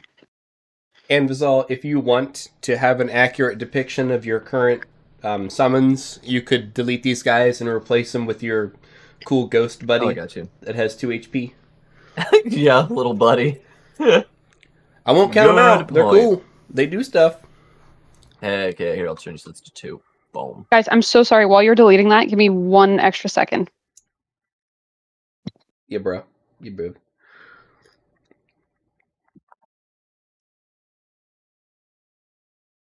She's on the move. She's relocating. Oh. Watch out, watch out. Classic. From the top rope. Oh, I guess I should change maps too. I changed you guys, but I didn't. Wow.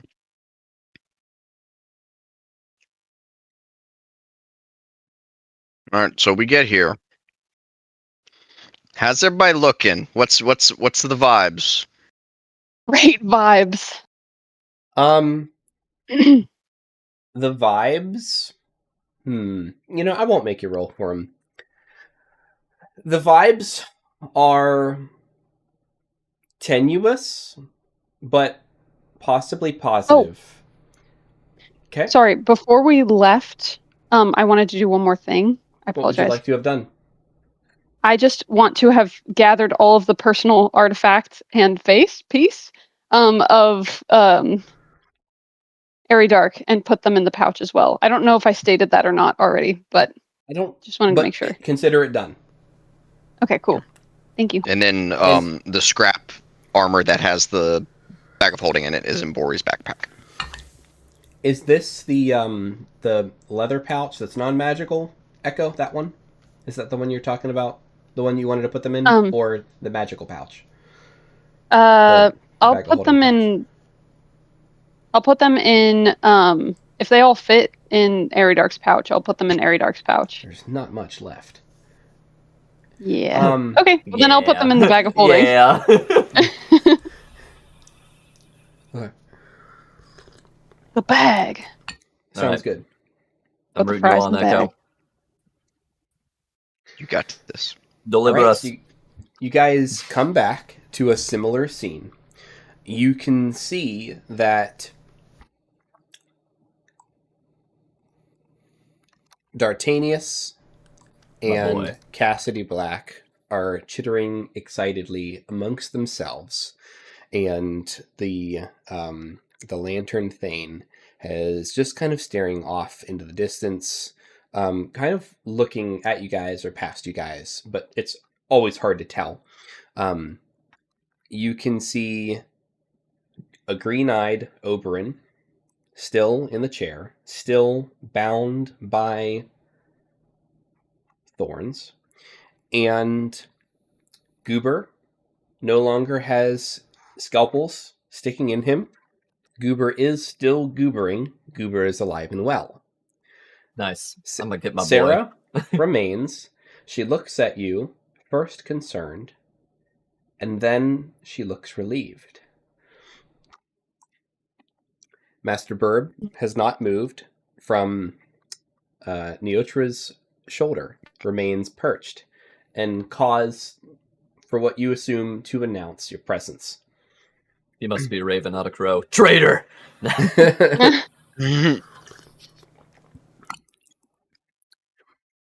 And Neotra Ciota, looking fabulous as ever.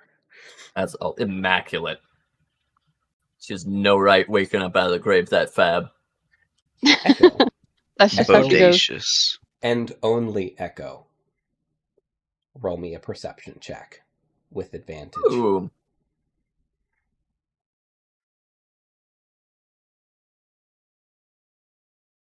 Okay, please, for the love of God. Did it roll? Yeah. 20. You got a dirty 20. Nice. Echo. You see a different image now. You see Neotra Ciota a little differently, in a different light. Echo, this is what you, and only you, see. Oh, Oh, good. She looks friendly. that is so cool. You're back in business, Mom. No. Mom. Ah. Echo will lock eyes with Oberyn, hopefully. He will look at Oberyn and just give him like a how's he doing? You know what I mean? He gives you a how did it go look, and little else. Oh. You know. Neotra greets you all warmly as always. The Storm Crows, welcome back. Pray tell, how did it go? Echo will take this opportunity to move forward and come to me when I move my token. Will go up to her side and sort of kneel in reverence. And he will sort of talk to her reverently. And he'll say, "Your darkest grace. We succeeded partially." And then he'll begin to remove the effects of Eridark out of the pouch.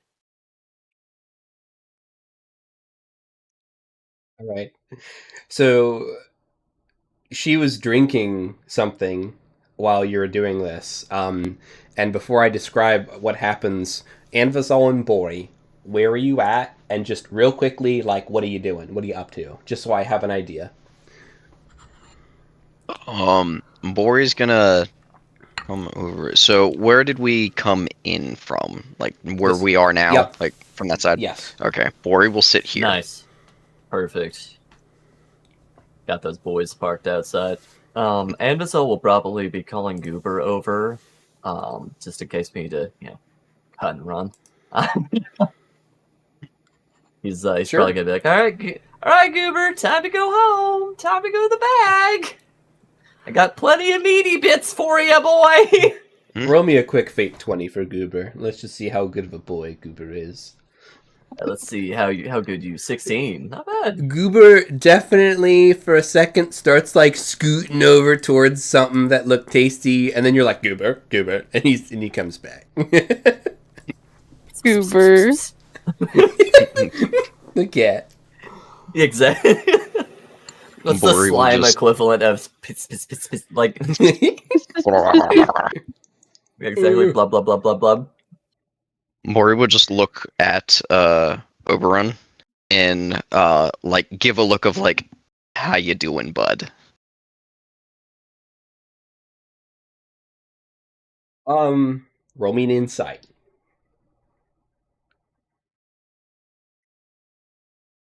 Where is there's an 8?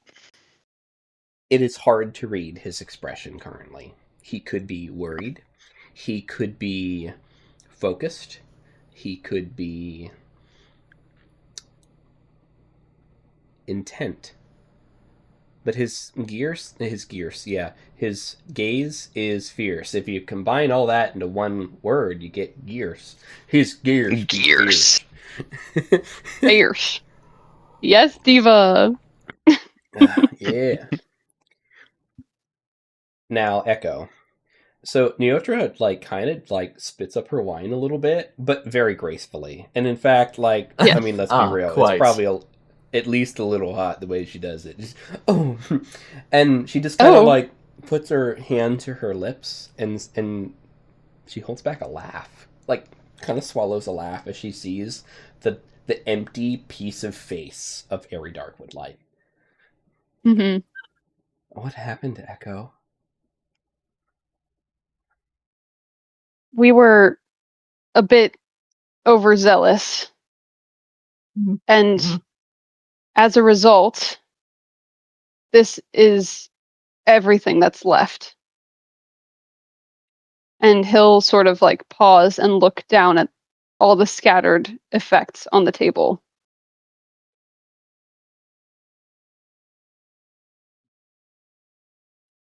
Speedy, it's going to be a bit hard to put a soul in this body.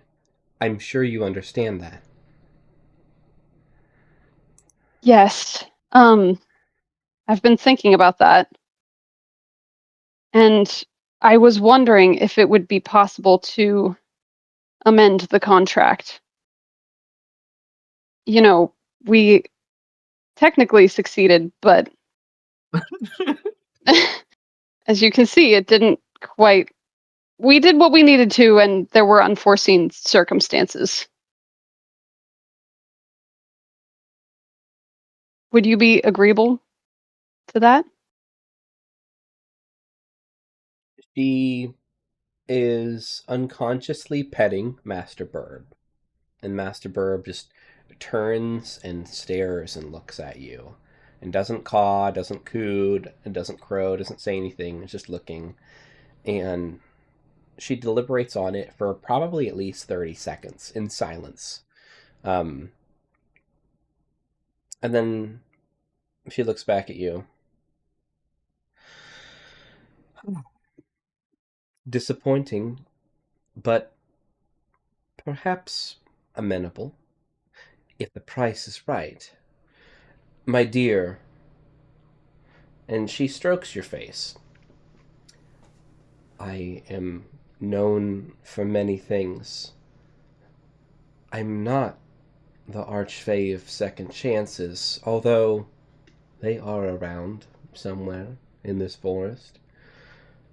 I am willing to hear what you have to say and what you have to offer.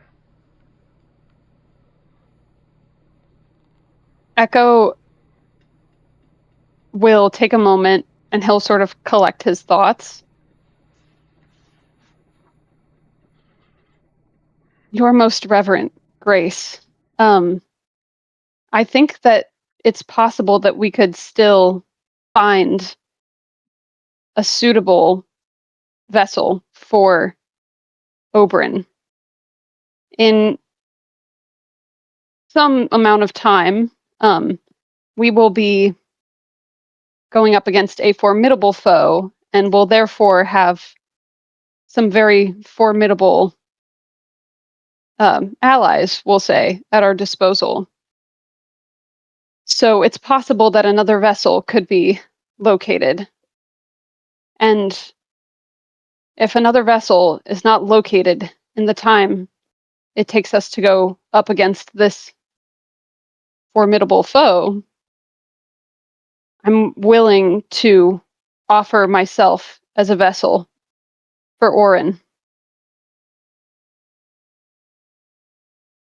And Vazal's like, what? Bro, what? Roll me a persuasion check, and this is not due to your performance. This is how off guard do you catch her with this? Like, how bold is this to her?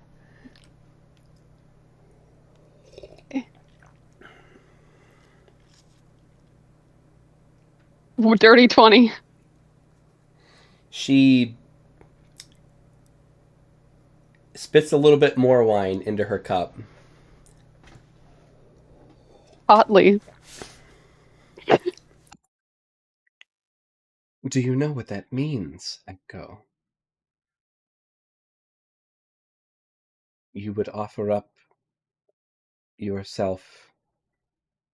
You would take my son, and in doing so, at least a part of you would become truly family. And the family, the word as it slips off of her lips, it almost echoes.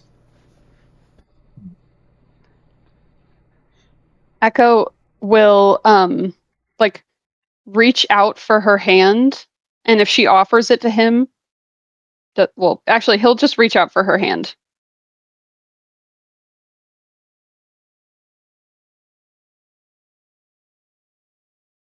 Sort of like he bows his head. Okay. All right. She'll reach out and she'll lightly grasp your hand with the daintiest of touches. However, there is something else that will happen when you two make contact that is not from her and that is not from you. I need you and her to roll a wisdom saving throw. Okay. That's a 10 from Echo.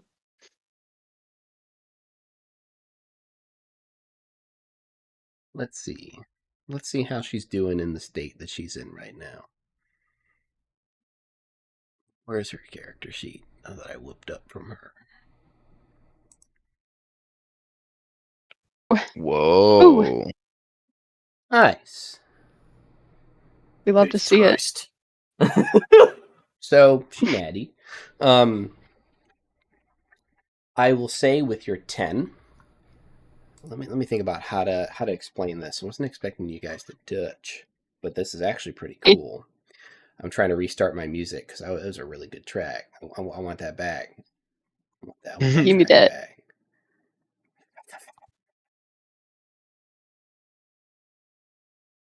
Oh yeah.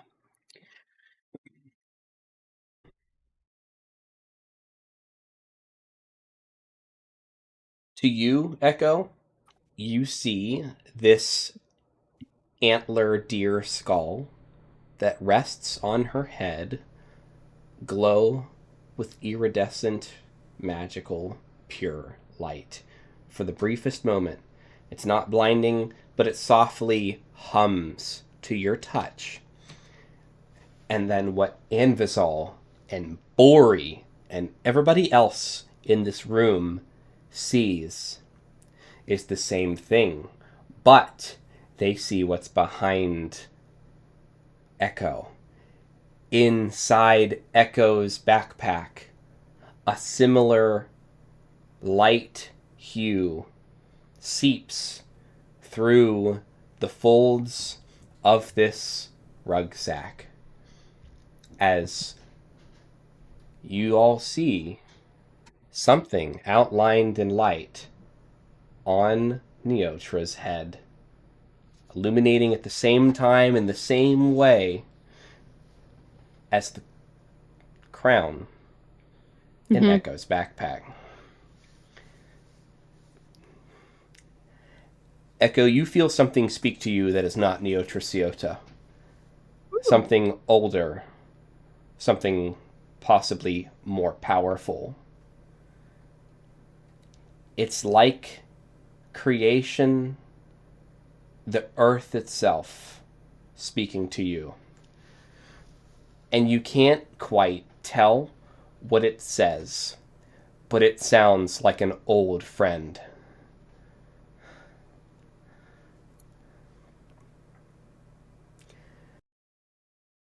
Oh, and my camera just exploded. He exploded! It couldn't handle it. You couldn't handle it. Hang on a second. So I can't tell what it says.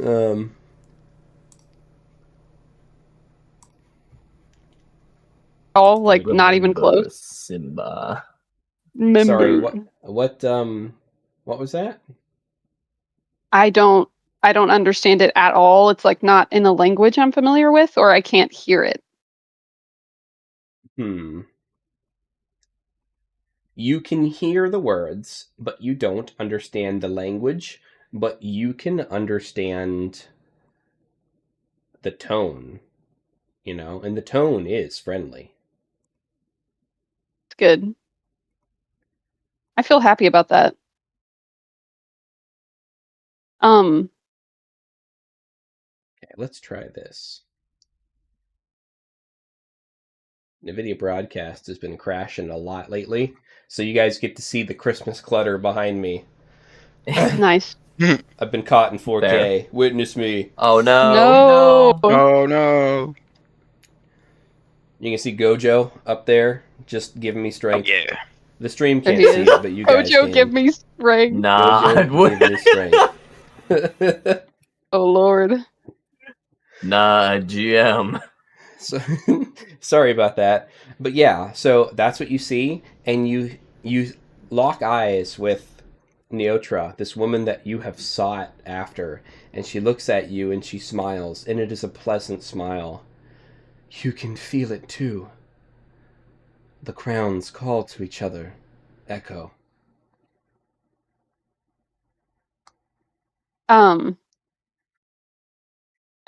Echo will look at her and like give her a little nod, and he'll place like a kiss on her hand reverently. Roll me persuasion. Girly pop. You're such a suck up. I'm just saying this is like Echo's like. I don't think It's he's true. sucking up. I think he's like, this is how you treat the Archfey. I don't know Well- what you mean. This is my training that I had somewhere at some point that I don't remember where. Tell me, Echo, do you still want to obtain the ubiquitous title, the privilege, the mindset known as the king?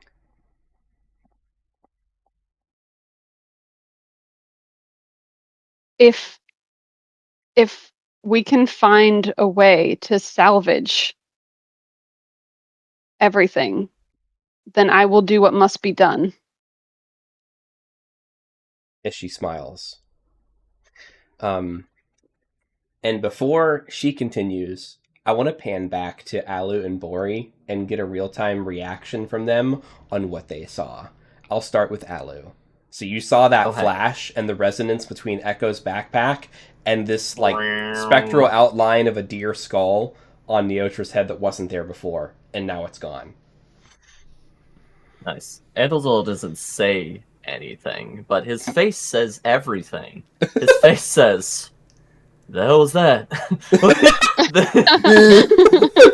The hell was that?" Excuse me? You want to run that one? Buy me a game? Excuse. I beg your pardon. I beg your goddamn finest I beg your pardon. So that's Ambazal over there. So he's just trying to coax Goober to the bag. He's just like, come on. I want to get out of here. Pretty great. It's pretty amazing. How about you, Bori? Bori sees it, pretty much has the same reaction. Looks at Anvizal. Yeah. And then he looks over to Oberyn. What's his reaction? It's a great question. Let me see how Oberyn's doing real quick. Whoa. He's freaking doing. He's doing. Orin's like, hell yeah. To be fair, he is a hungry boy. Hungry. So Orin rolled a nat 30, and it's just wild, all the natties that are coming out of this. It's kind Orin of crazy. Yes. looks at you, Bori, and makes eye contact with you, and he looks into your eyes. And he doesn't say anything, but he makes the strongest eye contact with you that he has ever made in his entire life. Do I Good get time, the babe. feeling that he wants me to TP? To telepathy? With that gaze, do I get that feeling? Ori, whisper and telepathy. It'll help. Trust. Or just mouth it. Yeah, Bori will mouth it. Yeah. Sure. What do you mouth exactly? Telepathy. Question mark. Like actually mouthing question mark.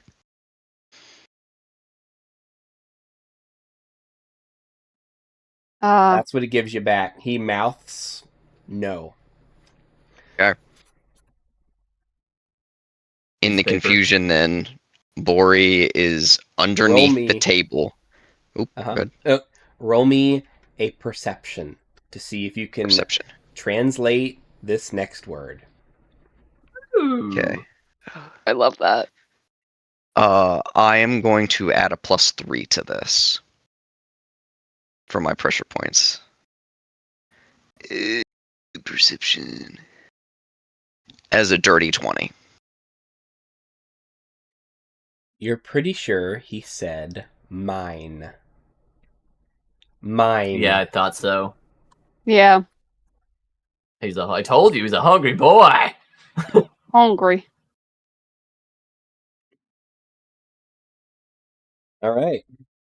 So we have the official Stormcrow reacts, and Echo Neotra, you know what? She is a little flattered. This is a really good approach for Archfey. I'm glad somebody thought about trying it.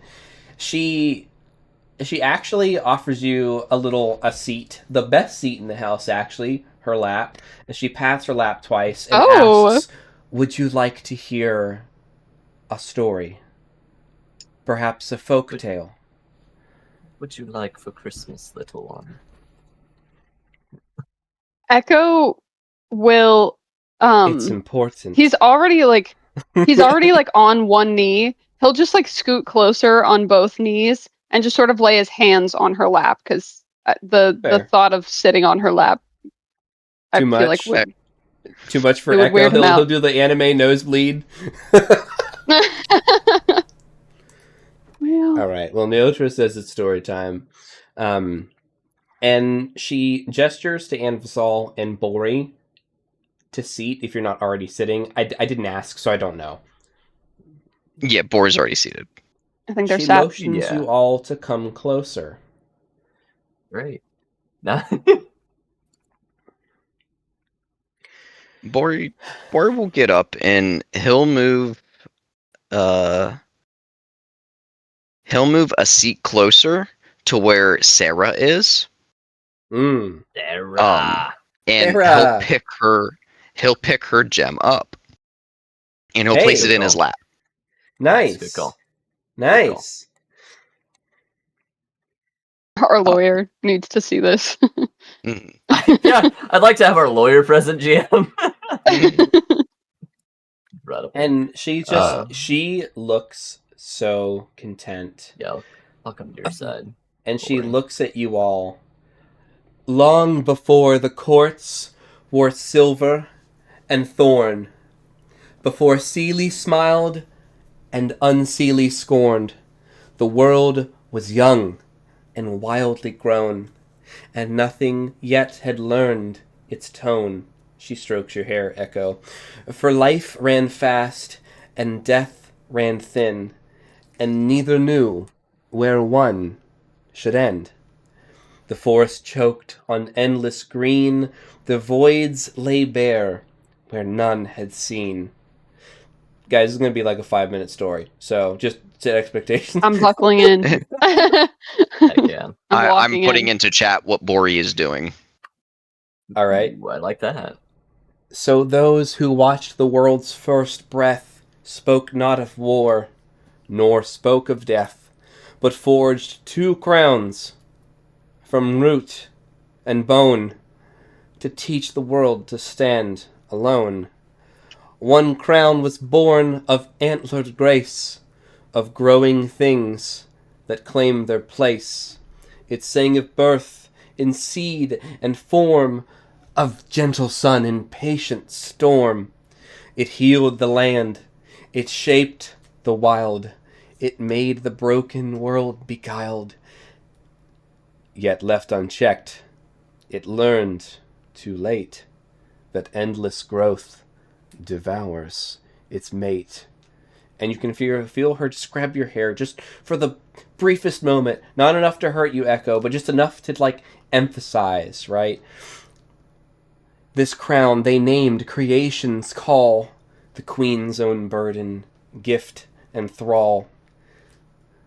The 2nd crown was darker spun. Under the table in TK's. Nice!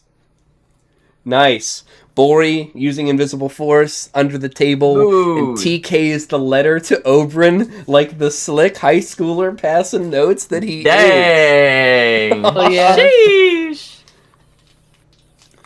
Where were we? Yes, the 2nd crown was darker spun.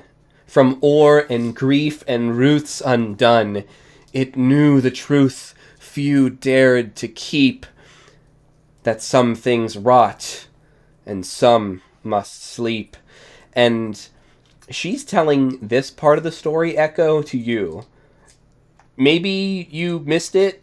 She's cupping your face with one hand as she's making eye contact with you, telling you this particular part of the story, but letting everyone else hear it.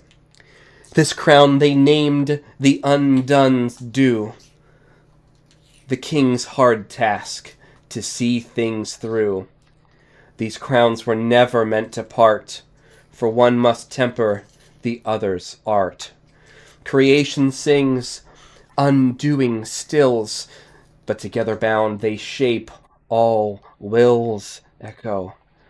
2 were them once, in trust aligned, not lovers sworn, but oath-bound kind. No throne was raised, no crown was claimed, for balance ruled, not those who reigned. But trust is fragile, time is cruel, and balance bends beneath its rule. The crowns were split, their pairing lost, and with them went the old world cost. The crown of undoing was laid to rest, not sealed by lock, but by request. And she looks at the rest of you. It must not rule, the courts decreed, only be held when most we need. So stewards rose, and she strokes what little remains of Eridark's eyebrow on his face. So stewards rose, not kings nor queens, of noble blood, of watchful means. She looks to you again, Echo. They held the crown, but never wore, and passed the burden evermore. The protector's line was sworn to stand as final ward of root and land, to guard the crown, refuse its call, and she shakes her head at refuse the call, and wait should prophecy befall. For prophecy was born that day, not as command but as fray, a warning sun in children's rhyme of crowns returned in direst of time. A king shall rise when balance breaks, his hand shall burn what chaos makes. In life he sows the world's undoing, in death begins its true renewing echo. Yet even kings must bow to law, for crowns alone are never all. A queen must stand where life still sings, to temper loss with growing things. So came the pact, in shadow sworn, when souls ran wild and gods were torn. The Queen of Death, in raven guise, met antlered king with watchful eyes. Guard life, said Death, and I'll keep count. No soul shall stray beyond its bound. And so the spirit road was laid, a stand-in for the crowns delayed. It worked for a time. And she looks at you, Bori, makes real strong eye contact with you for far too long, until the balance grew too strong. For borrowed laws cannot replace the truth of choice, the cost of grace. And what was bound beneath the dead began to stir, to wake, to spread. She looks at you, Anvisal. And then she looks back to Oberyn. 2 green eyes were born of this. A child of power and abyss. Not meant to rule the courts in name, but bear the crown and end the game. To burn the false, the borrowed thread, to unmake roads the dead had tread. Yet fate was cut by immortal hand. And she's holding your hand right now, Echo.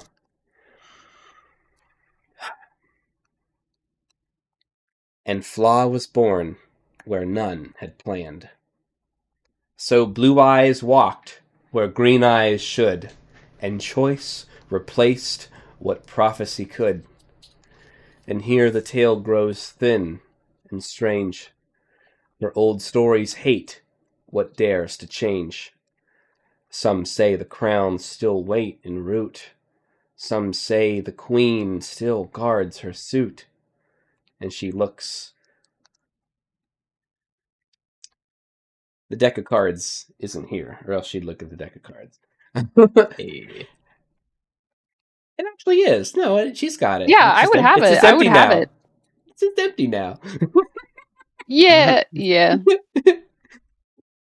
But all agree, in hush and fear, that when the crowns draw ever near, the world will not be ruled by throne, but by what one will leave alone. For final truth the elders tell, in rhyme too soft for bells to knell. The crowns were made to end command, not place it firm in mortal hand. Creation heals, undoing clears, but only trust survives the years. Kings and queens like hair will gray, unless both crowns rest crowned to stay. And she sits back and drinks more of her beverage as the story is over.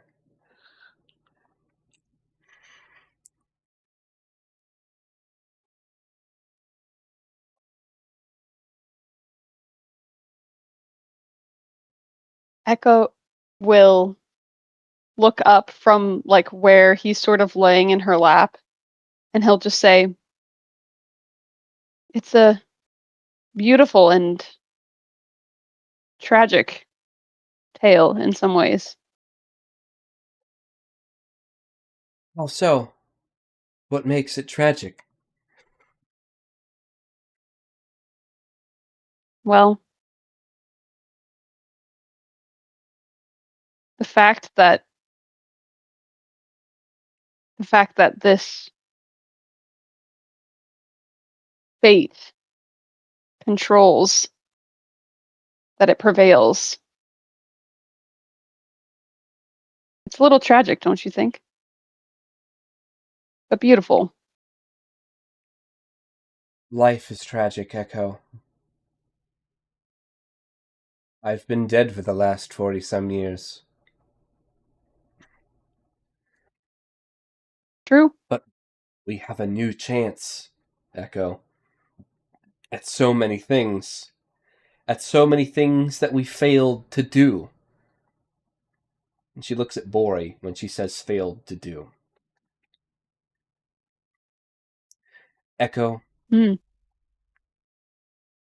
you told me that you want to save Orin. yes. And you offered your body reverently to me. If you couldn't find a host, this is what you offered. And yes, you broke the contract. But not all is lost. While I won't miss him, Airy Dark perhaps was meant to endure.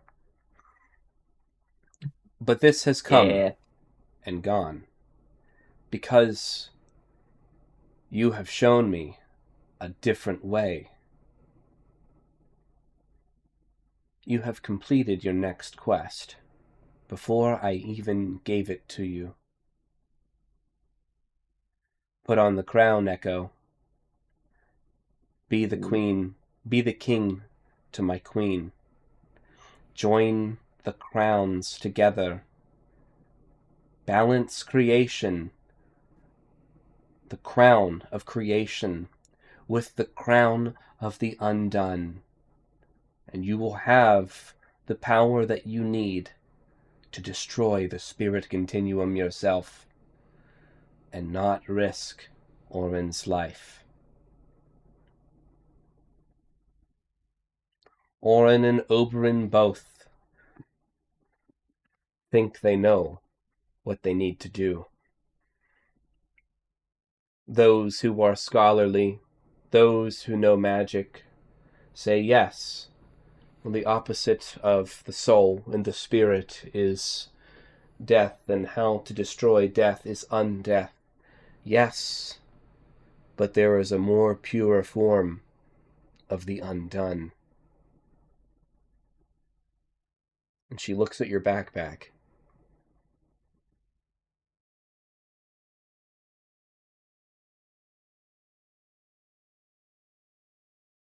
That crown was meant for my son. And she leans in very gingerly. It can still be for my son, if you so choose it.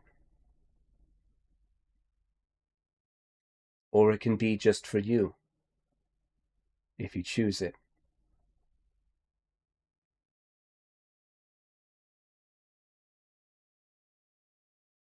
Would you be willing to grant me some time to consider? No. Well, okay. What Echo. do you need to consider, Oh, Echo? You told me that you wanted the king.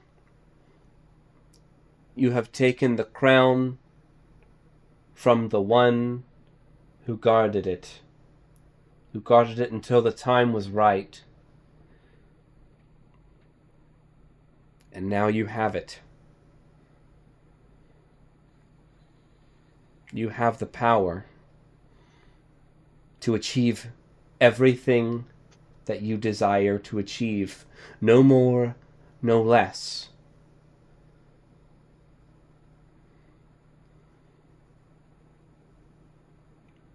She takes her crown off, and Anvizal and Bori, now that it has been removed, it is visible. She's holding a deer skull with antlers and an antler-like crown that forms its way around the back of the deer skull. The crown of creation. Something much older than me. Unfathomably older than we will ever know. Some say it is linked to the very core of this place. Like it and Mother Earth are one.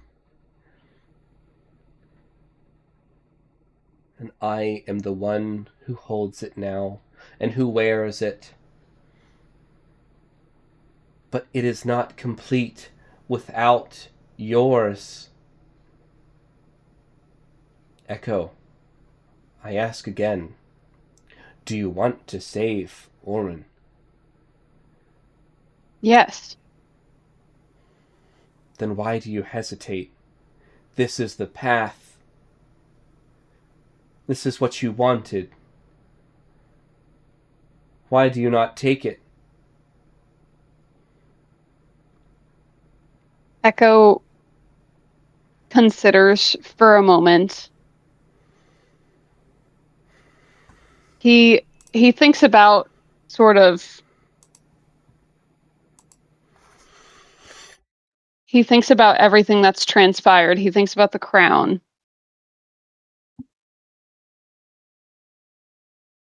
And he says,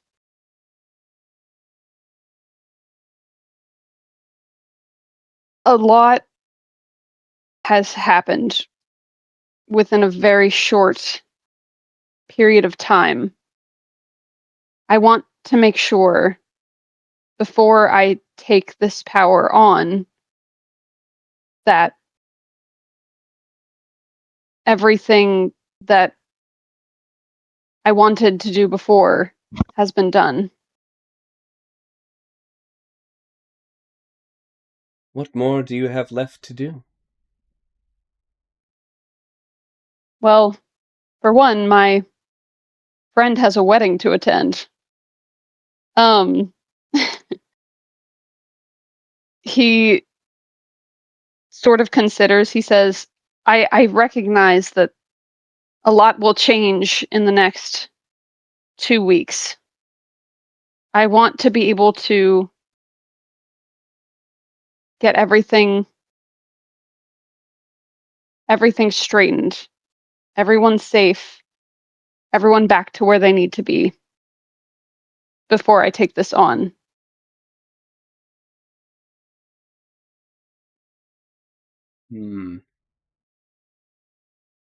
And if a vessel can be found for Oberyn, I want this to be achieved first.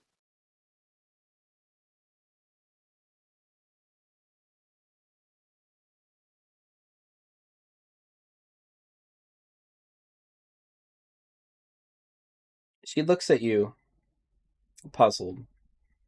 I don't understand. First you break contract. You tell me what you want. I generously provide you a way to achieve it. And yet you refuse my counteroffer with weak excuses. Excuses that would not be permitted if you wore such a crown. This is not how the king would act. And she recoils a little bit from you.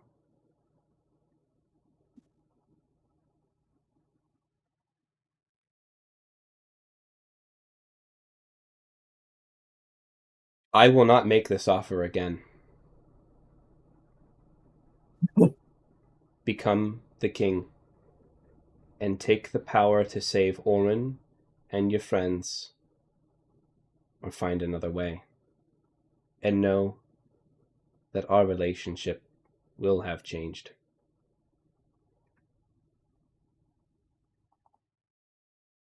Echo reaches for the bag, and he'll take the crown out, and he'll sort of look at it, no longer handling it delicately. Okay. Rough it up a bit.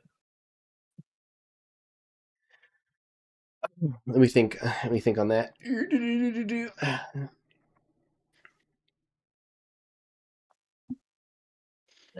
Terrible.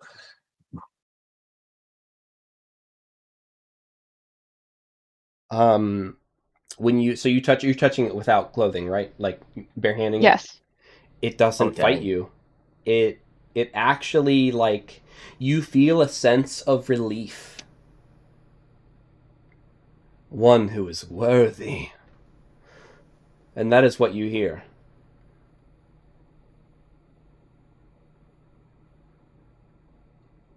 And he looks up to her, and he just says, I'll be able to separate Orin and Oberyn, and Orin will be his own person. Together, we can. He'll put the crown on. He's going for it. All right. Before you put it on your head, she does say one more thing. Know that we may take them on and off, but to put on a crown means something irrevocable.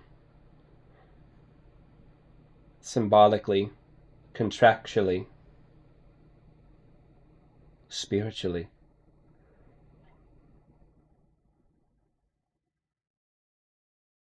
This is What out of else? character. Go for it. Hear me out. Look Oberyn straight in the eyes as you put it. That would be the biggest fucking power Oh, that play, would be and I'm here big. for it. It'd be pretty bad. It'd be pretty I know. bad. Oh my god. It'd be pretty spicy. So, I me feel- as Joe, fucking do it! Okay. Well, she's given me no choice. That's not true at all, but I do think it's more fun to pretend you don't have a choice. Uh-huh. No, he's got a choice, and he's making this choice. Yeah, she's like, I'll cut ties, and like you'll have to find another way. And we're like, hey, Jammin, we still good? Yeah, There is all no right. other way. We'll talk to you later. Like, don't call. No. Let's This see what this spicy. bad boy can do. It's Blaps roof of spicy. crown. Ah. This bad boy can fit so many. And starts power like in it. decaying away. Oh, So you're That is a going for it. You're going for it. I'm Echo? going for You're it. gonna- I'm going for it. Alright, Echo's you're gonna become a be fake the king? Next fake Okay. king. Fuck yeah. I love that for me. You know what? Ambizol's kind of here for it. You're probably the only Fae he can tolerate in the world right now, so this is fine. Same. Yeah. Like you're, Hell like yeah. you're literally the only Fae he's in good standing with who is still alive. Because he DM blew the other disclosure. one up like an It's Valid. hour not ago. railroading. You have choices. You can Yes, choose. No, yes, I know, I know. 100%. But it's way Negotiate. more fun to pretend But we She's don't. negotiating Like- with you right now. This is a nice change of pace, having her negotiating for once. Yeah. Yeah, I mean, this feels like a good outcome, hopefully. Okay, You're still alive. it's a little bit of a stretch, but this is definitely It's an better outcome. than what it could have it's been. not, This is much better than it could have been. Yes, it's not a setback. So, while It's you guys are development. thinking about this, what is your thoughts on this little story she shared with you guys? How did it resonate with you guys Yeah. as players? I'm gonna need this in writing because Yeah. there's I'm so gonna need to much- read it to like There's fully so much comprehend I it. need to pick through. Yeah. I love it I'm- though. I'm I'm really just- interested in. Yeah, imagine Ambizol just furiously penning this story down. Like, Yeah. I have it in text form. I'll give it to you guys. yes. So, Sharkbait, I will share with you, and I just did, what Thank you you. put on and what it does. Oh, Great. crap. I feel good about Great. this. I haven't opened it yet, but I feel good about it. You should open it. I'm We should opening it just now. take like 2 minutes and just Yeah, let her y'all give take me a that in. second. Yeah, Don't we'll look at let that. her take that second to read that. I'm gonna go get another drink. Okay. Uh, I'm like, okay. Oh, good. Thank you, Dees. Oh, interesting. Oh, interesting. Yes, quite. Indeed. Yes, Indeed. person. I accidentally closed the browser on the stream. Oops. Okay. And we're so back. We're so back. You're right. On the No, stop! on the thing between Wait! it's so over and we're so back. We're so back. Roll dexterity saves. Oh Lord.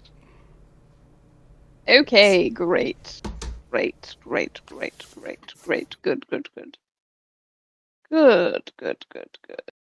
Quite. Good. Yes. Okay.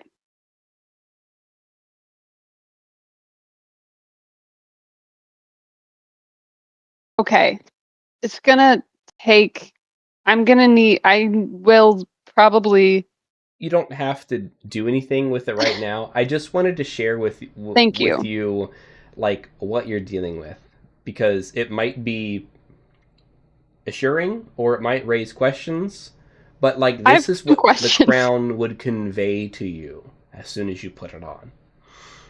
I'm gonna have to have a little conflab with our resident wizard later to sort of, because I'm just a stupid little ranger, and I really I'm need just to a know boy. I need to know what some of these things really mean. Oh, I got you. What the Amazal is parameters gonna are. be going.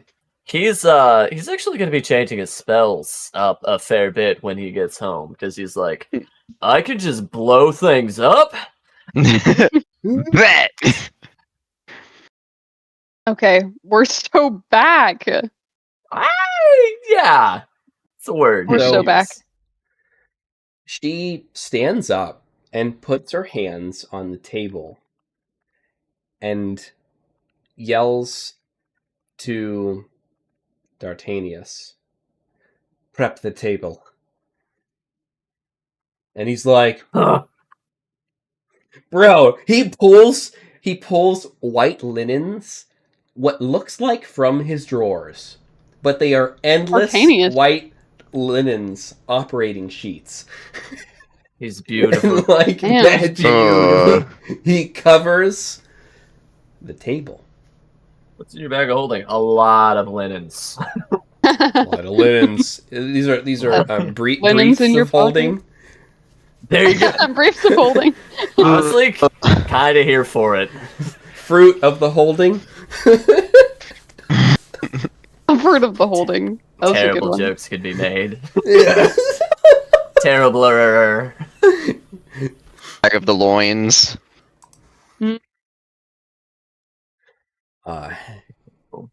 And she says to you, Echo, "We must use the crowns together, and only together can their true power be realized. Creation and undoing together. Close your eyes. Look deep inside yourself. Concentrate as hard as you can, like it's the only thing in life that you need to do.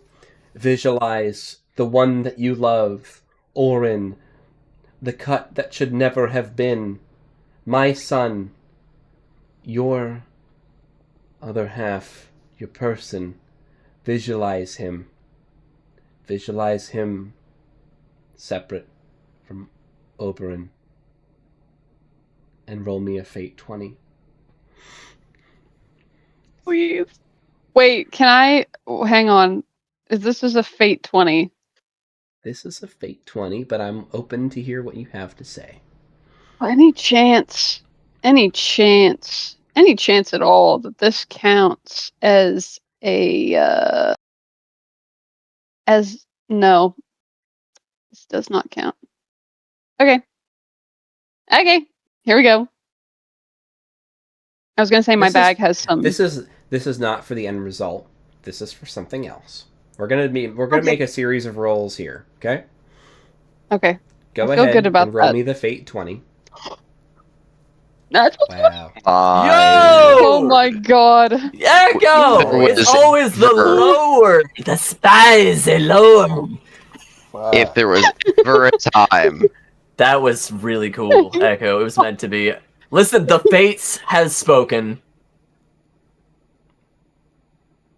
My boy. I'm concentrating. I see him in my mind's eye. I can rotate him in 3 dimensions. You know what I mean?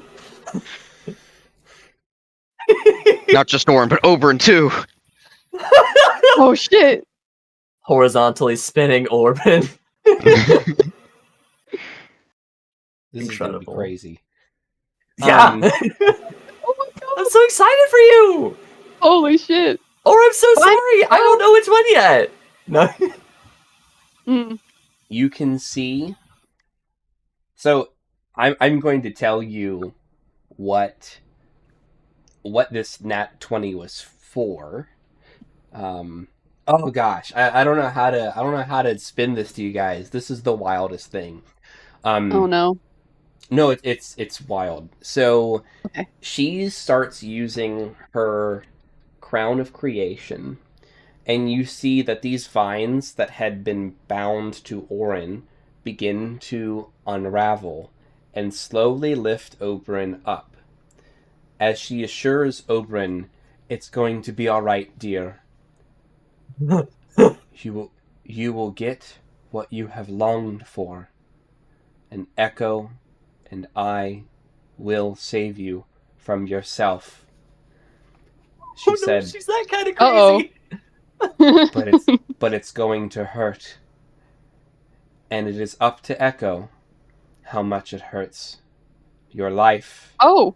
is in her undoing hands, but no matter what happens, I will remake you. But not your soul. That will be yours, and always yours. Echo. You can feel the crown of undoing, the crown of the undone, instruct you as Oberon is laid prostrate on this table, and yeah, he's naked. I mean, he looks pretty good. He's pretty good. On this was like, table, oh. yeah, bro. Now Orin looks scared, but he's got this look in his eyes, like somebody just gave him hope. And he's looking straight, and he just says, "Do what needs to be done, Echo." And the crown beckons you to touch him with your bare hand. I'll walk around to the side of the table and just lay my hand on him as the crown instructs. And she looks desperately, Neotriciota looks desperately at Cassidy Black, who then immediately comes over and hops on the table. "I'm ready!" And you can see that his fire is smoking as he gets closer to Oberon. It's almost blowing him out. D'Artagnan says, "I've been outdone." And he sits down and he just watches, amused, as he twirls a scalpel. You touch Oberon, and with the natural 20, Oberon explodes into a fine mist of flesh. No, not again. I taught her that one now. Yeah. I learned that from you, from my boy. Atomically, I'm old, not again. Oberon is no more. And that's when Neotriciota yells, "Cassidy, now! Grab it!" And you see in the middle of this cloud of atoms that once was Oberon is a bright flame, burning yellow and green resolute, and Cassidy Black, the exorcist, reaches out with fire and grabs the soul of Oberyn before it can go to the spirit continuum. And he looks concerned. I can't hold it for long! And you can see that his hand is starting to fucking dissolve. Oh! Whoa! Oh, crazy! hey. That is very You're- spicy. Roll me a Constitution saving throw. You feel a hand on your shoulder, Neotra's hand.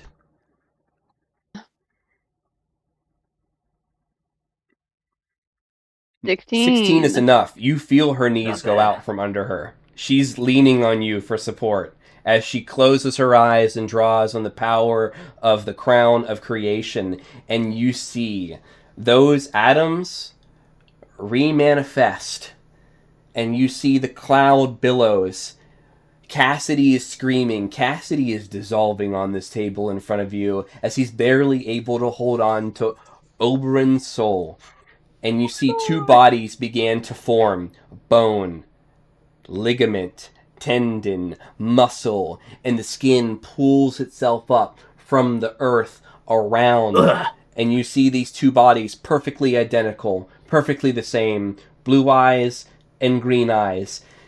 And she looks at Cassidy. Now, split the soul! And Cassidy grabs and he sinks his fingers, what's little left of them, into this burning flame, and he pulls it apart, one yellow, one green, and he shoves his hands into both of these bodies, and Cassidy vanishes. Whoa, my boy! Hi, buddy. Oh my god. Probably screams. There is a puff of smoke, and Cassidy is no longer visible. Holy shit. I just Holy say that? crap! Holy shit.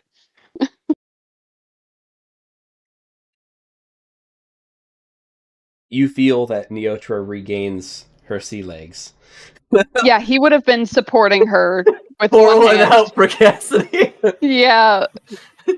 Rip. Dang. I Dang. don't think I'm gonna be able to facilomile that.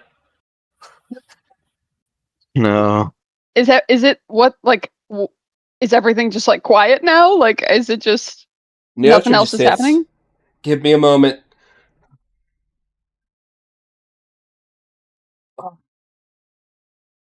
Where's Cassidy? Cassidy Black? She just calls out to him. She's blind. Did we do it? He vanished. But the bodies are here. Echo will tentatively walk after he's like sure that she's like stable. She's stable, right? She's good. He can like leave her side. She's in her chair. Yeah, she's sitting. Okay.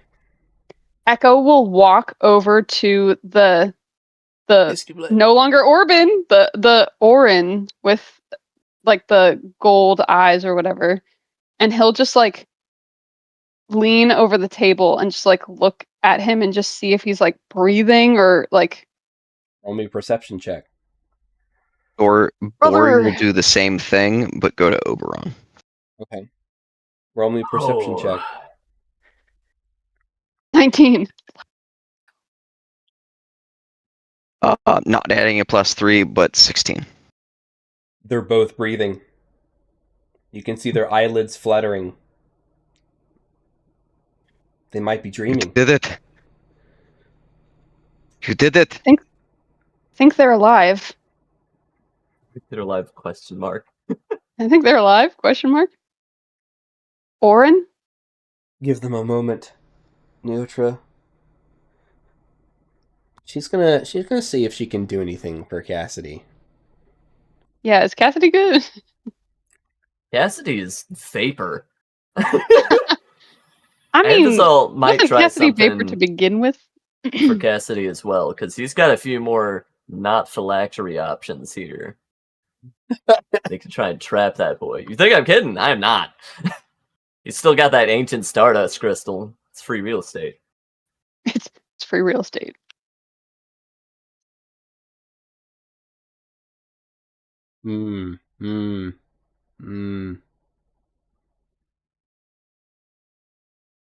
What's one more, Sarah?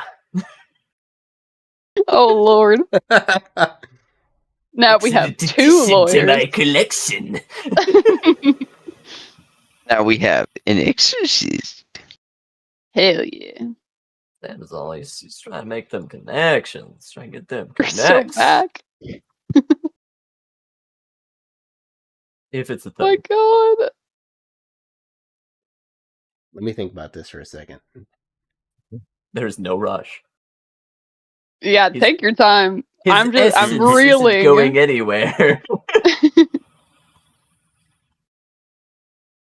She's going to try to make a save. And depending on the roll here will determine if she can save Cassidy Black. This was beyond Cassidy Black, but she didn't tell him that. But he still that's did her it. If she can't save him, he went out a hero. The DC is Yeah. going to be 20, Yeah. Oh, yeah. but it's an Arcana check. Ooh. He's back, 20. baby! Let's go. We're so back. We're so back. Nice.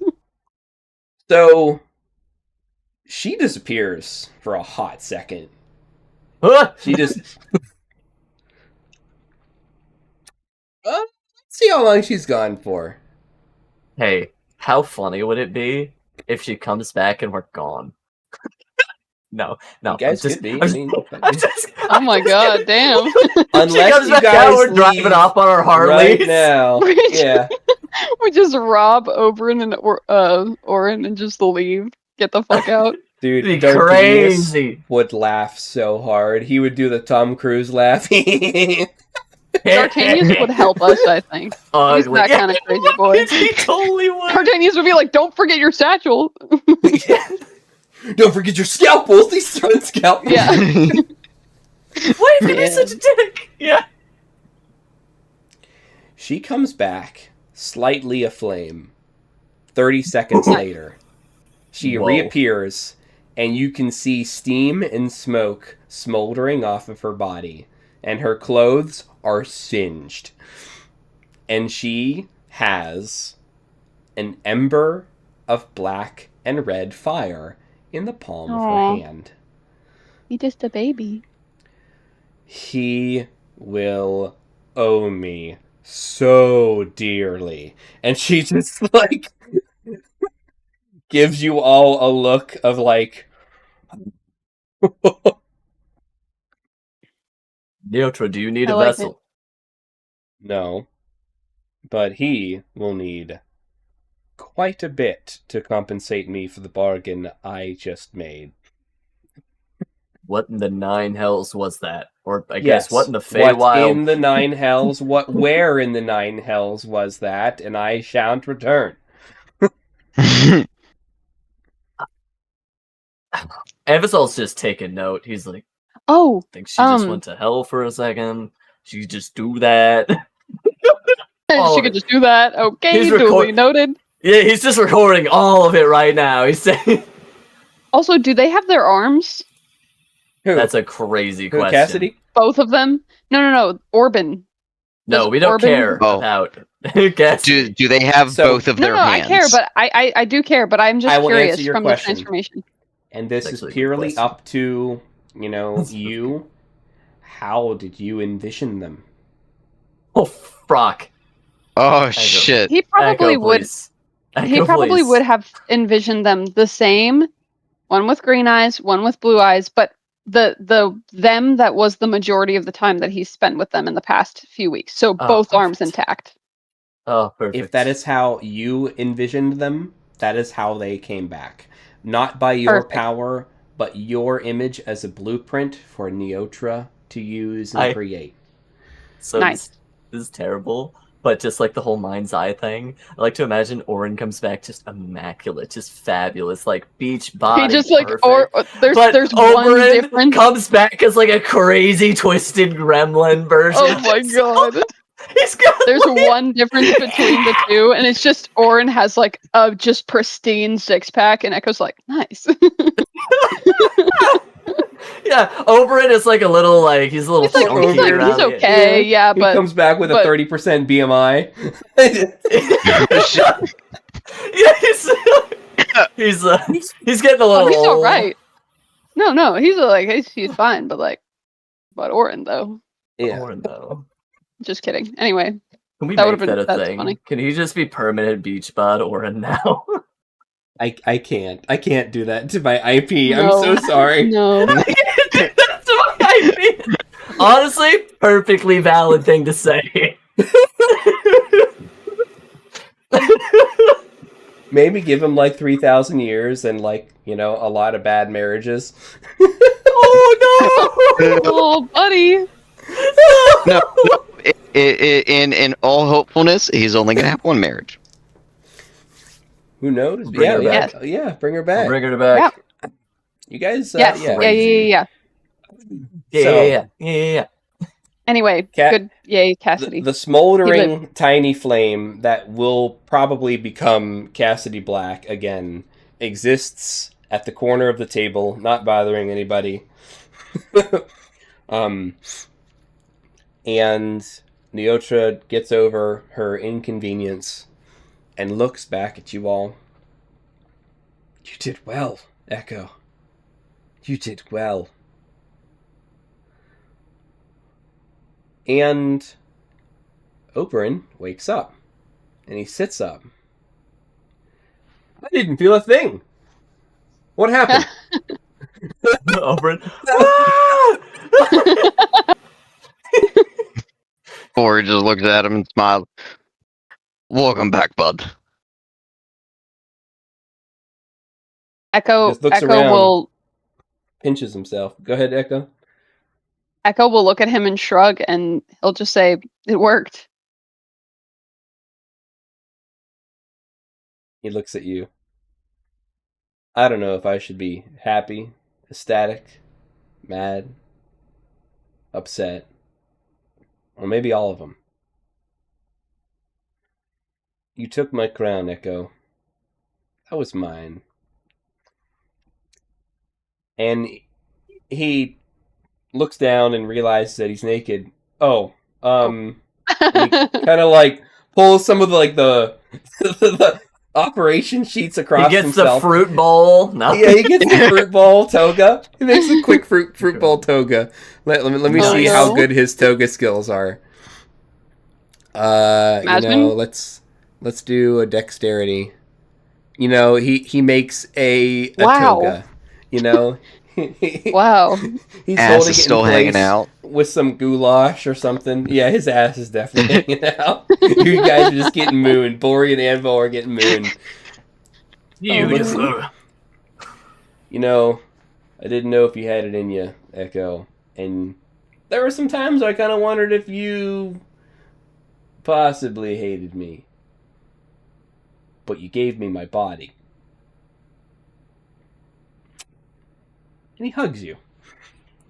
Oh. Do you flinch, resist? You shoot him in the Echo face? will- Do you cut his arm off? No. Whoa! He's like I'm only flinch, drawing from oh. last experiences. he'll flinch a little bit, yeah, oh, and then give him a little pat. There, you're welcome.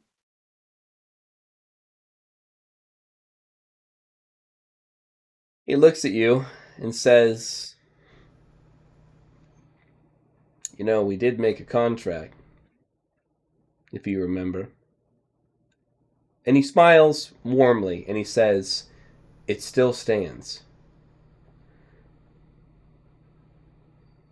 Neotra says, Yes. The contract. Yes. Oberyn's does any contract, the contract that player Oberyn's signed. remember what contract you entered into with Oberyn? in Well, the he's basement smiling warmly, of the so it cabin. can't be bad. Heck yeah. I have so many great notes. Because he'll remember it. Right. And it was only a couple days ago. You're right. Was it It's a just Echo that made it, or was it all of us that were? No, part we of were it? all there. We were like resting, but it was when we were like going around in it was circles during with like the the Q&A. truth. When you Yeah, it was guys during the Q&A. Yeah. Yep. did a little bit of Yep. gambling. That one. Yeah, we did. It was pretty cool. It's pretty Yeah. cool.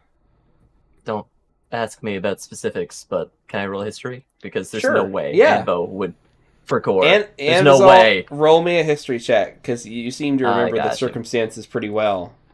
16. I rolled. You know what? It's fairly straightforward.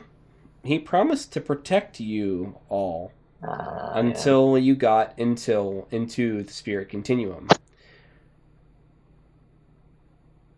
Oh. Okay. I don't know if you Oh. remember that or not. I do. Yeah, I remember it rings now. a bell. I don't remember what his condition was though. He Or lost it was the splitting bet. him.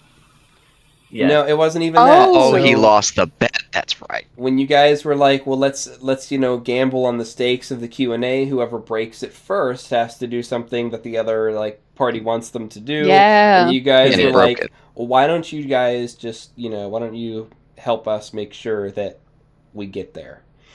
And he said that he would, if it's within his means. Nice. Great. Yeah. Well, Excellent. Bori is gonna start pulling the extra set of armor that he had in his bag out and set it on the table in front of Oberon. Which And give it extra to him. set? It's just a standard set of leather armor that Bori had. Okay. Cool. So, yeah, he'll think about putting it on. He might be able to get something better. Let me think on that. Okay. But for now, so you're not mooning everyone. At least the trousers. Echo. Orin is sleeping. He hasn't woken up yet. Do you want to try to wake him? Echo would probably. Well, I mean, we have to go. Echo would probably just pull up a chair and just sit next to him for like a minute, like while they're sorting out. I don't know, while Oberon's like donning armor or whatever, and just sit next to Oberon and just look at him, and just wait and see if he wakes up by himself. But when it's time to go, it's time to go. Get in the car, kids. Yeah. If you And would like. he'll like tenderly just like stroke Orin's hair, just waiting for him to wake up.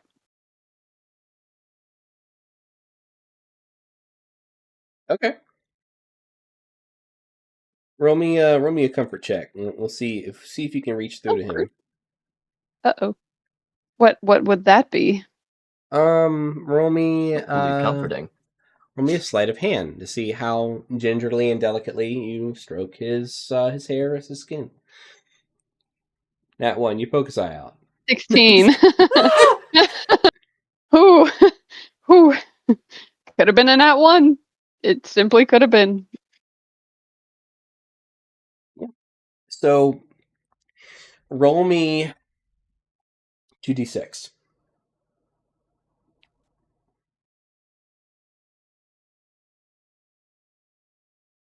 Eight.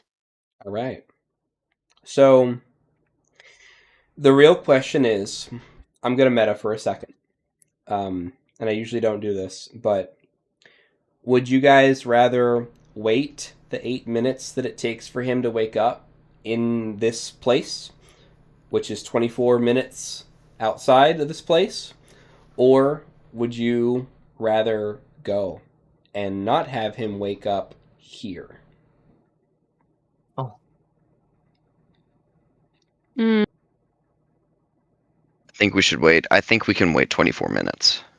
Yeah. Well, is that accounting for the fact that it's 4 times speed or 2 times? Okay, Yep. perfect. Yeah, Then that's- Yeah, the Well, 24 I, minutes you is know, outside. I had that wrong. Sorry, that was 3 times speed. So 4 would be 30 minutes, 32 minutes, right? Oh, that's fine. Sorry. Yeah, we can wait Yeah, the half be an Yeah, hour. okay. minutes. Yeah. Because it's still technically morning, right? Like, Hmm. You guys, how long did it take us to get back here? It is probably noon of the day that you started right now. Okay. In terms of time that has passed.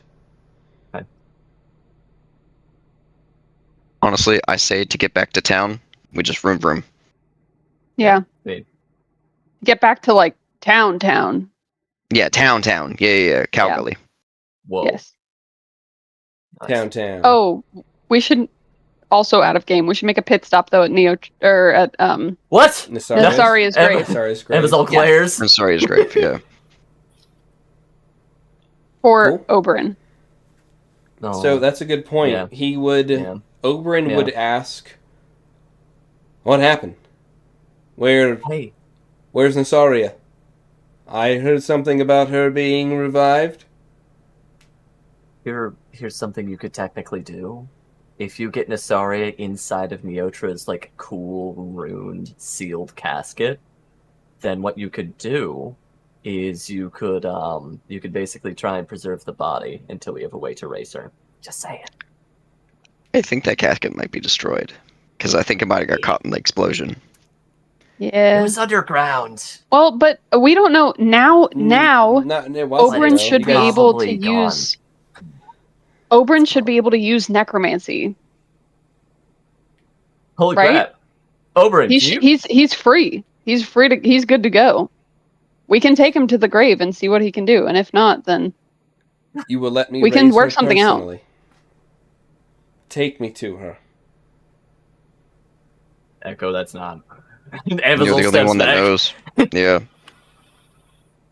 we'll take you to her. That will be our first stop as soon as we leave. Nice. He looks to Anvisol.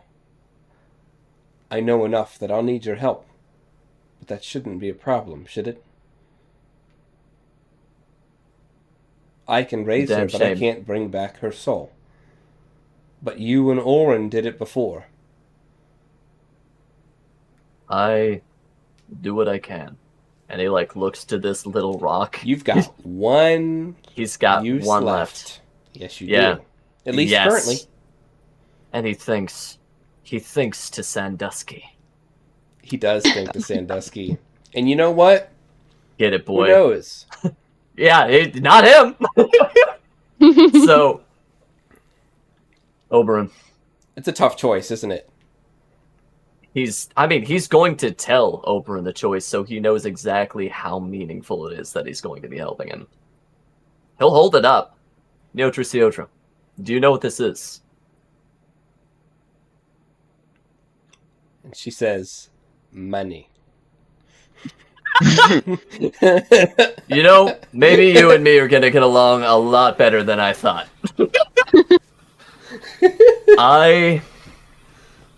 It's going to crumble after this use. It is the last piece, it is the last known piece in the entire city. I will do this for you. That is all I have, and I will give it to you as a sign of goodwill, and because I don't have a very big guest list for my wedding, and I would like both of you to come. Ooh. Oh, That's- If you can promise me Wild. that, then I'll do this for you. For my clarification, who's you both? Both Nasaria and Oberyn. I'm saying I want you two to come as a couple to my wedding. Cool. Because it'd be damn sad to only have one. Yep. I can't speak for her, but I'm interested. Oh man, Nice. it'd be pretty weird if she turned me down after all that. Here's hoping. Let's get out of here, buddy. Huge. All right. Deep bow to Neotra. If there's nothing else, I will take my leave with my friends. Please? Please? She puts her, her head down and puts her hands out. What a lovely family dinner. And she just smiles. Echo will look up at her and he'll ask, "How can I reach you? If need be. Where can I find you?" You know, I do I have can an find idea. you, dear. I can find you. I do not like that. No. I guess we Echo won't will be just needing nod. this He'll be like, "Yep, anymore. I guess that makes sense. Archfey and all." Yeah, Thank you. No, forget it. It was a pleasure doing business. Echo will Echo. nod and just Roll look me, back. roll me a wisdom saving throw. Oh, heck. This is for the plot. The plot. The plot. Natural 20! This Wow. is crazy! These lower rolls go so hard! He's crazy. He's actually crazy. He's It's okay, you're actually never crazy. gonna He's roll actually above a 10 again rest of the campaign. No. I I'm don't gonna get be it! This is tripping. nuts! It's nuts. It's She's got that crazy. power. This is why I've given her these weird feats about lore. She No, just it pulls makes sense. from It's somewhere. super cool. It's super cool. I have no idea. I don't even know. I feel like my dice are weighted, but they're not even real, so I can't even say that. But they're not real. I don't know. Wild thing to say. I don't know. I didn't expect to get a nat 20. I don't know what to do. Something She- cool. I hope. Like a She was crazy. leaning in to give you a kiss goodbye on the cheek. So, as a thank you. And she looks forward to working with you in the future. But with your immaculate wisdom save, you have the floor. How do you handle this like a pro? She is your You- queen now. Yeah. He will. Well, not like that. Whoa. He. Hey, bro. It's not gonna be weird if if me and your mom are a thing, right? Like, you don't mind? Can I call you son? Bro. Listen. So, Oren, as a you- player, I much Oren. prefer your mother. But as a character, I mean, yeah, I like... Yeah, the dichotomy of man. Hey, Oren. You can call me daddy if you want. It's terrible. It's the worst. Horrible. That's the worst. Thanks, I I'm hate done. it. I'm done. We're all done. Um, Michael calls us all gooners. Oh no! Michael. Why you gotta add us like that? Under the bus. I No, told no, Rodinia no, gives no, people what the people want. Yikes. Crazy. Echo's not going to do that. Echo's going to accept the kiss on the cheek, and then he's going to pull out from his pocket some sort of Killers. no. Some sort of I'm sure he would have some sort of herb or pressed flour or something like that, and he's going to give it to her in exchange. So that something for her to hang on to. The flower that... let me think. I know exactly the flower that you would pull out. Give me a second to remember what it was.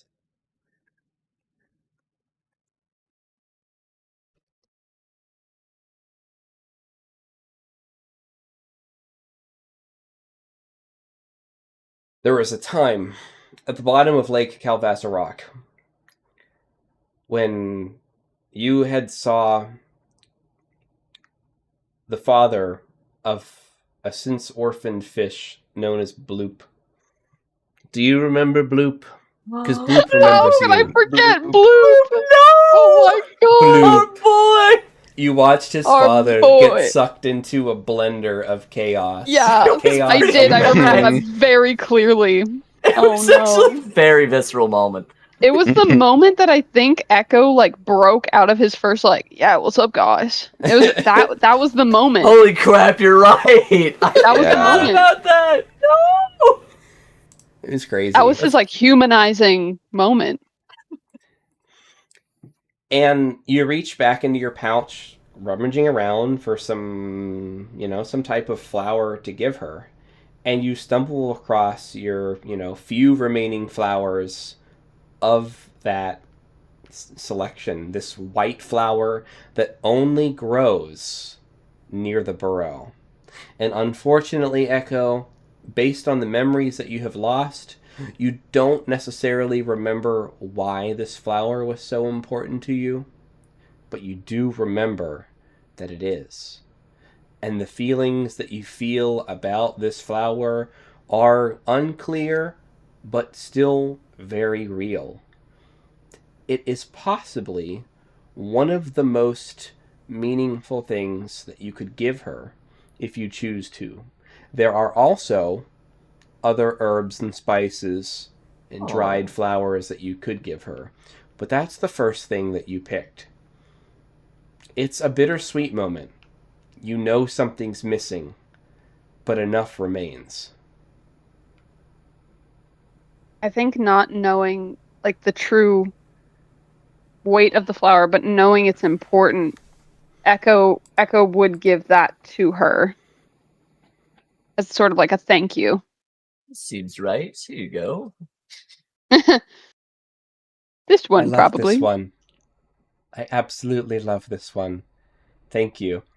And she adds it in her little antler helmet, in her little antler crown. And you can see that the crown kind of twirls around it and grabs it, and the flower is now part of the crown. Yo, Hmm.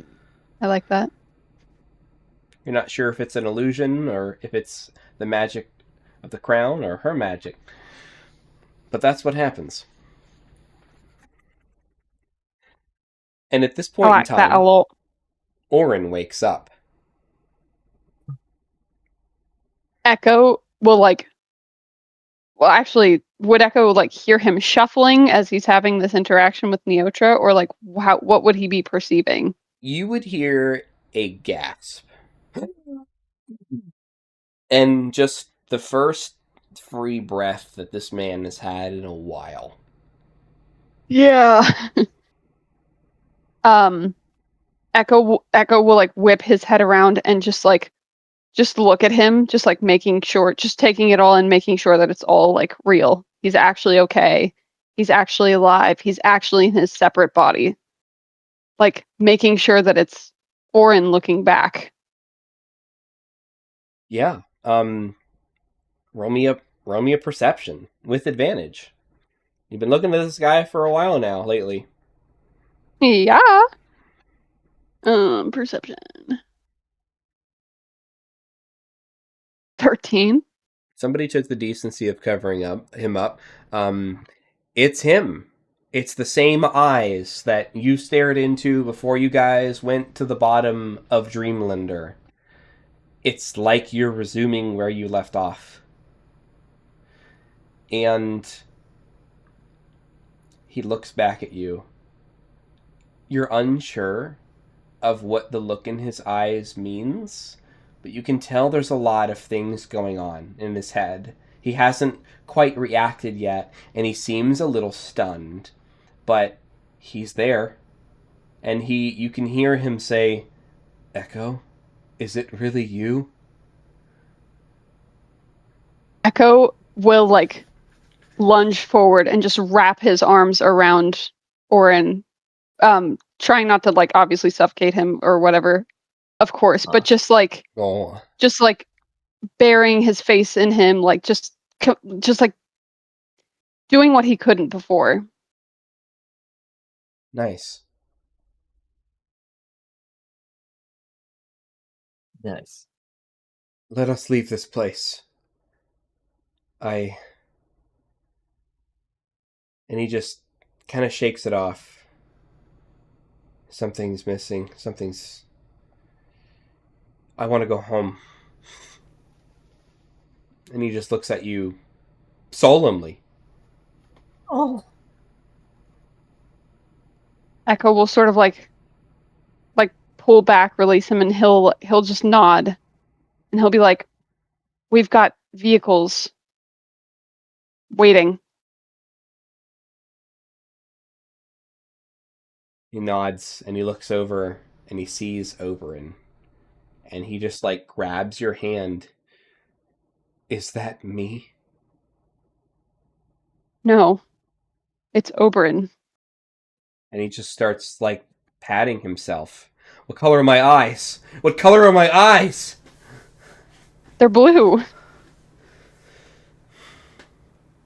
I have a question for the party. It's unrelated. I just now remembered to ask now. When the transformation was completed, when Orin and Oberyn were deconstructed and remade, the thing that wasn't Orin and Oberyn clattered to the table, and that was the talisman that allowed them both to look through each other's eyes. What would have been the fate of the talisman? I should have brought it up previously, but I'll bring it up now and we'll fix it in post. I mean, I was just gonna say we give it to Neotris. That way Jammin could just be like, hey, like, ping, you know? It's not like we needed it anymore, but it's up to you, Echo. You know, you carved it. You get to decide. Echo probably would just leave it on the table, to be honest. That wouldn't be his focus at all. He would just be like, okay, cool, something fell off. Like, it's that wouldn't be his focus. I don't want to play with you anymore. Bori probably would have at least picked it up at some point. Like, nice. Okay, I'll just...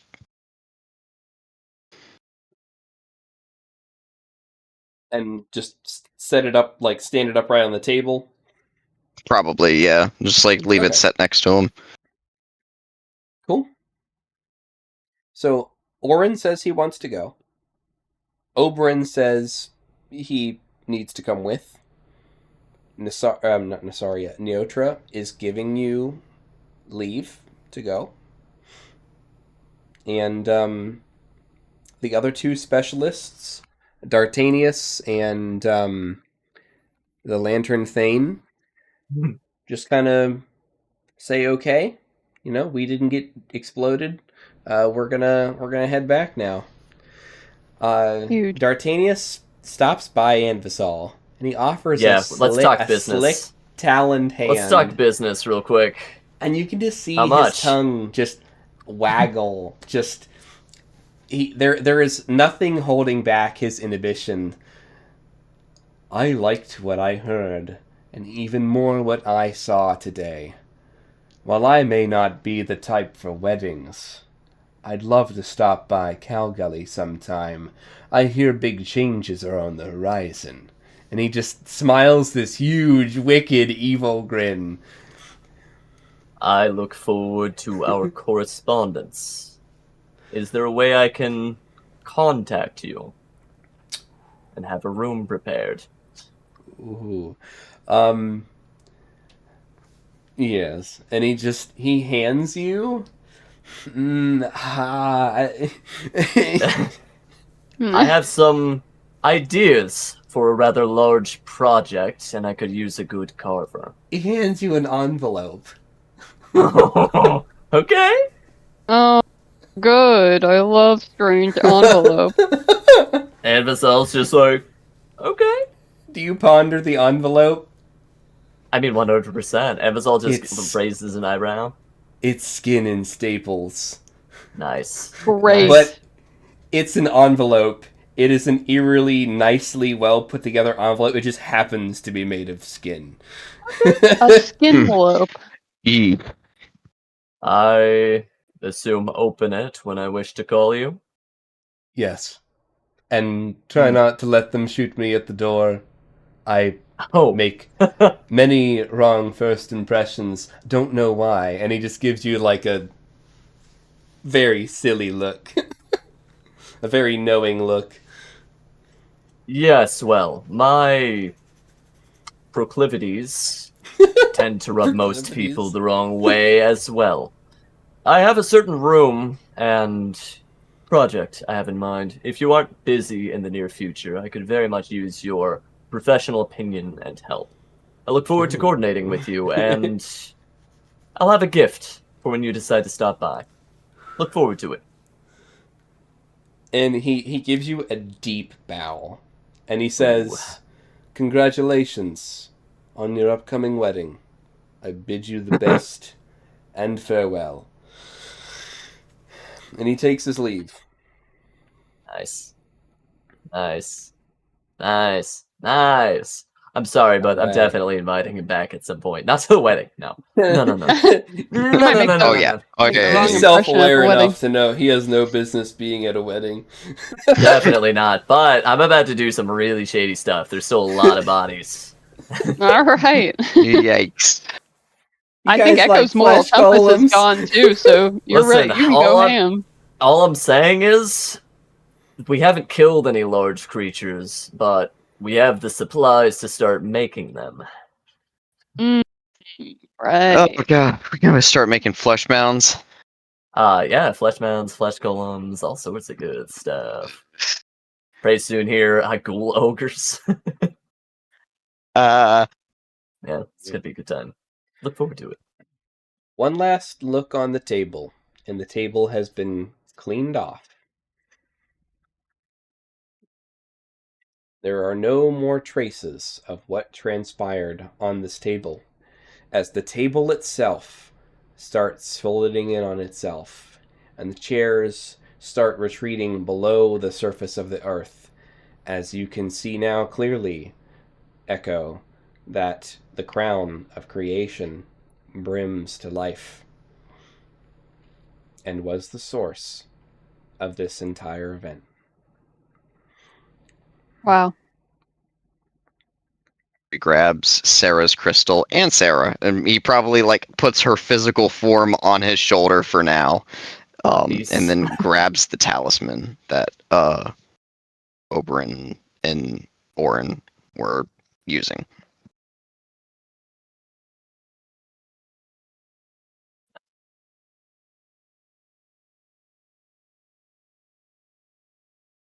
Cool. Echo, I should have clarified this. You feel that your crown wants to interact with her crown as she motions to the chair and the tables that haven't disappeared yet. Echo will follow that feeling, and he'll allow his will, I guess, to be guided by the crown. Sweet. So just roll me a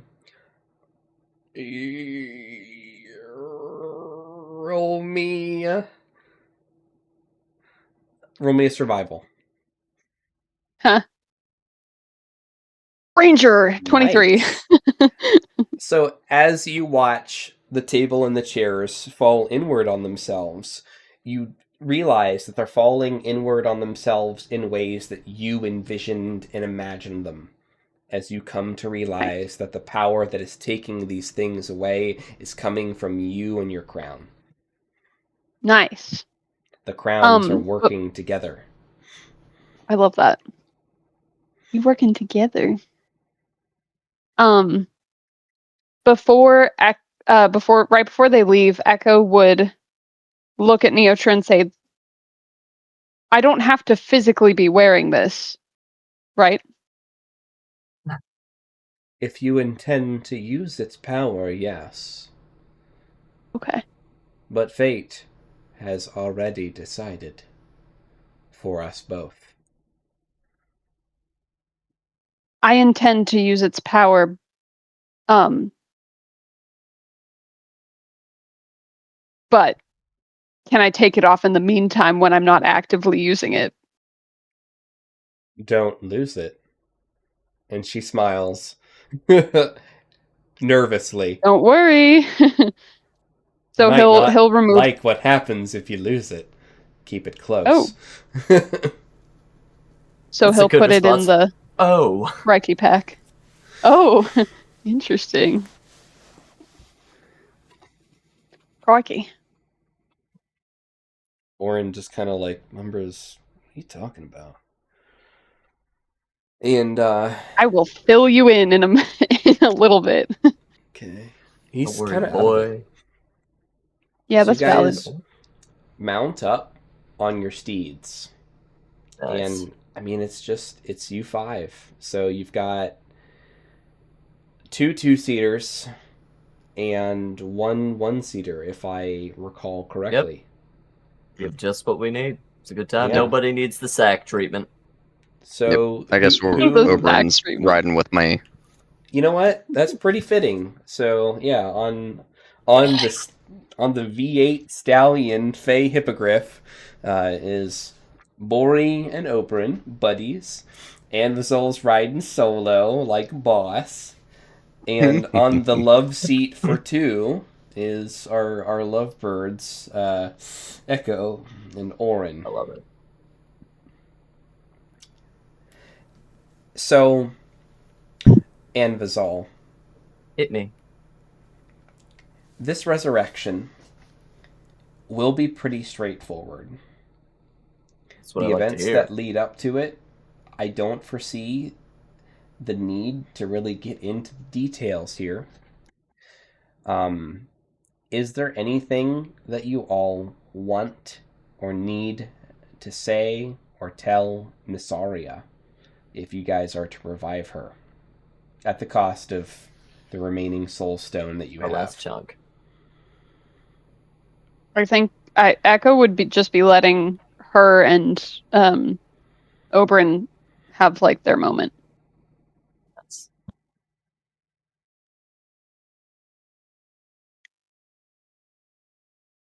Okay. Then yeah, Amazon will back off. He recognizes does the that same. Nasaria is going to reach out regardless of what he does, so he'll just, he'll do the diplomacy talk another time. Yeah. That's okay. Or Oberon looks at you. When's the wedding? I'm pretty sure it's Like- literally in like 2 days now. Yeah. I'm pretty sure it's in Yeah, 2 days. It's in from 2 how and a long we've half been here. days. It's in Yeah, two it's and in a 2 and a half half- days.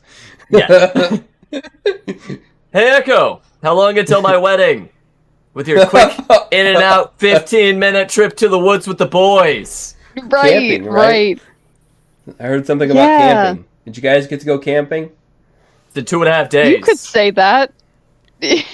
And no, that doesn't count as camping. That was us desperately holed up in a stinky, mildewy house trying not to die. It was terrible. Am I remembering correctly? Did Echo bring marshmallows? I'm pretty sure he brought did. like You camping did. supplies. And Yes, he he made did. fun of you. You He'll did, just- and he made he'll- fun of you. He'll just like take the unused bag of marshmallows out from I don't know wherever he was keeping it and just be like, "Yeah, I guess I forgot to start a fire. Well, next time. There's always next time." 2.5 days. We need to be getting back very soon. Let's go. And I need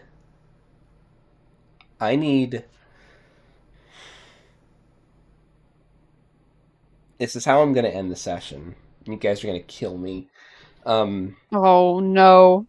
I need Echo to roll me a D2 or pick 1 or 2. You know what? I'll let you pick, Echo. 1 or 2. You know what they say. Always don't. go one. Hang on.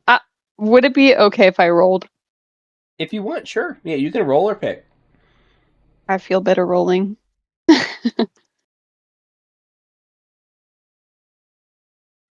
Two.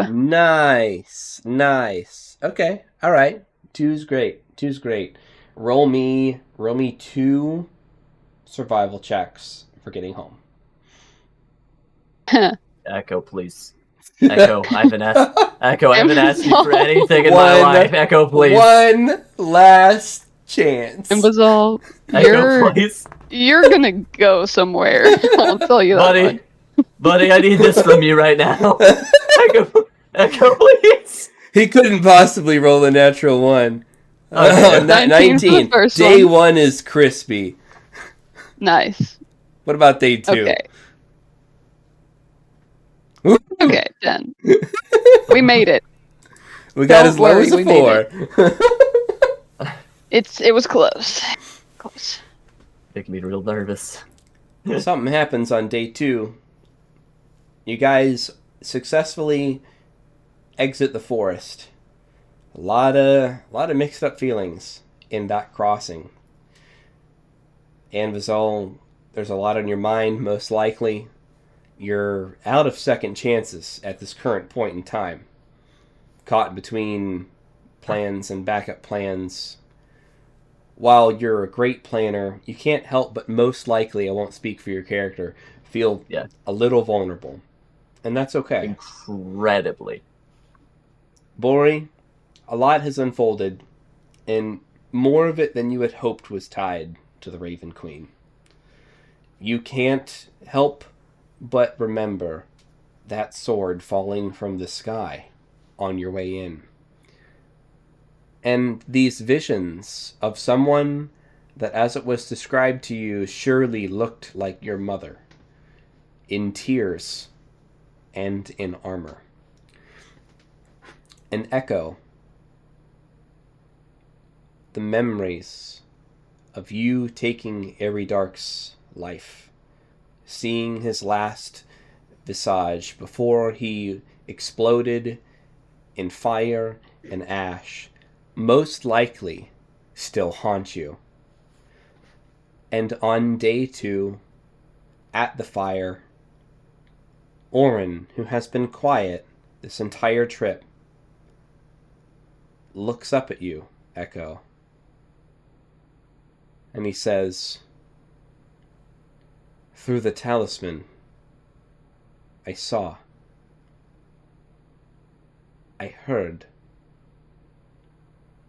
But I don't know."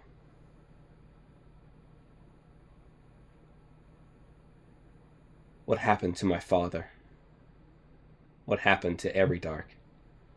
The man who treated me like his son?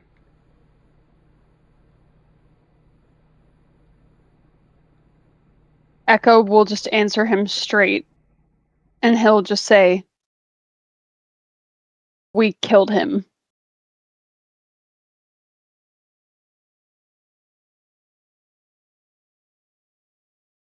Roll me a perception check.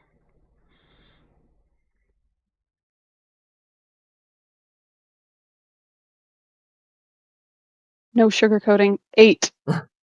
Even with an 8, you can see the tears streaming in his eyes. Why?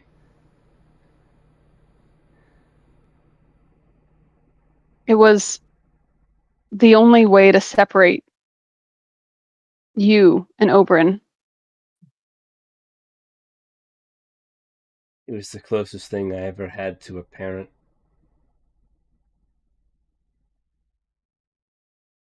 Echo, he was your father.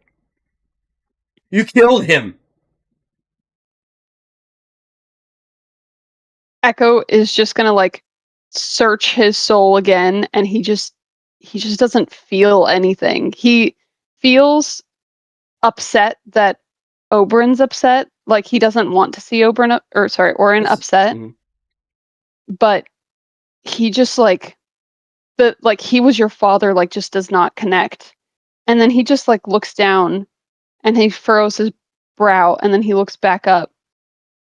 And realizing that he's not like, it's not connecting, he just says, "I think there's something wrong with me."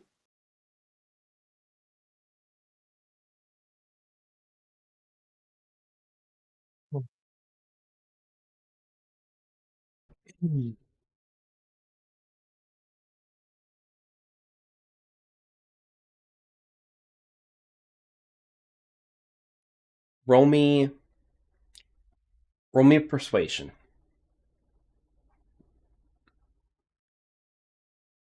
Nine.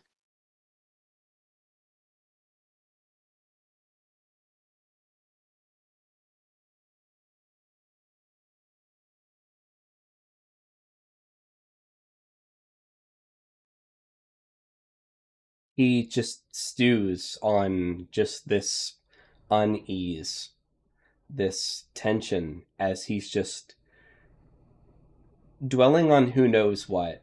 He's got angry tears, his eyes are red. Bori and Anvizal, you would be at the campfire too, and just like this comes out of nowhere from left field. And these two are stuck in this moment, just sitting by the fire, eating food. And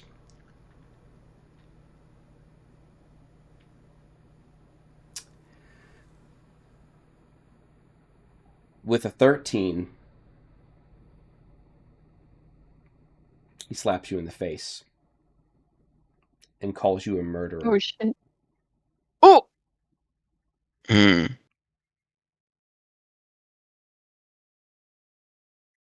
I mean, Sorry, you don't remember what it's like to have someone in your life.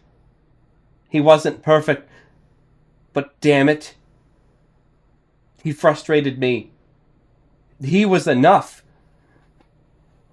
And I'm sorry that he wasn't for you, but I guess that doesn't matter too now, does it? What's wrong with you? Why don't you feel anything? Even if you did it for me, you could have at least asked me. You could have asked how I felt. You could have asked if it was something that I would want. Because I don't know if it was. If that was the price was too high. Echo, when did you become blind to how I could feel? Does my life mean that much to you, to where you'll have it?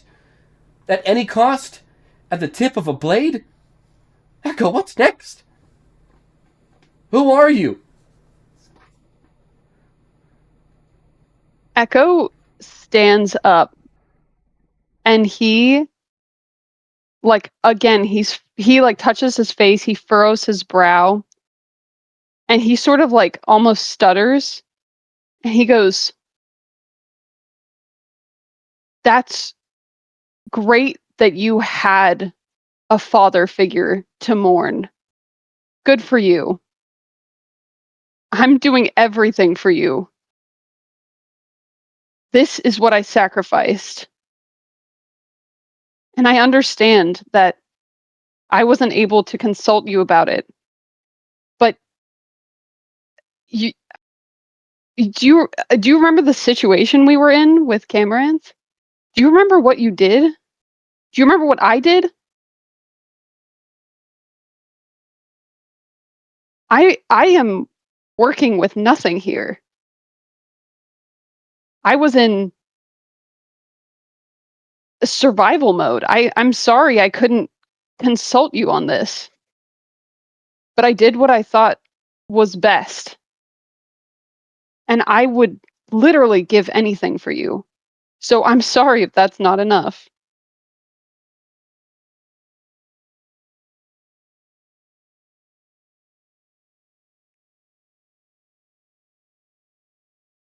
I think you've done enough.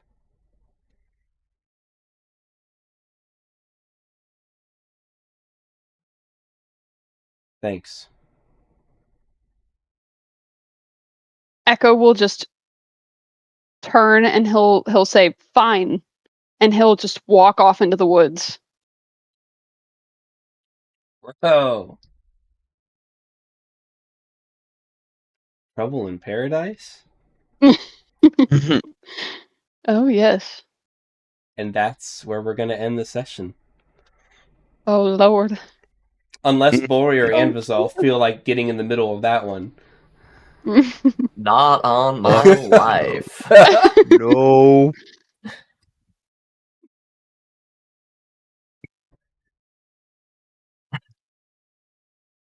Eyes. That's Poor unfortunate. Echo. God, I feel so Just bad a lover for squirrel. Echo. That's all it is. Yeah, you know. Well, Rip. rip. Well, oh, that was good.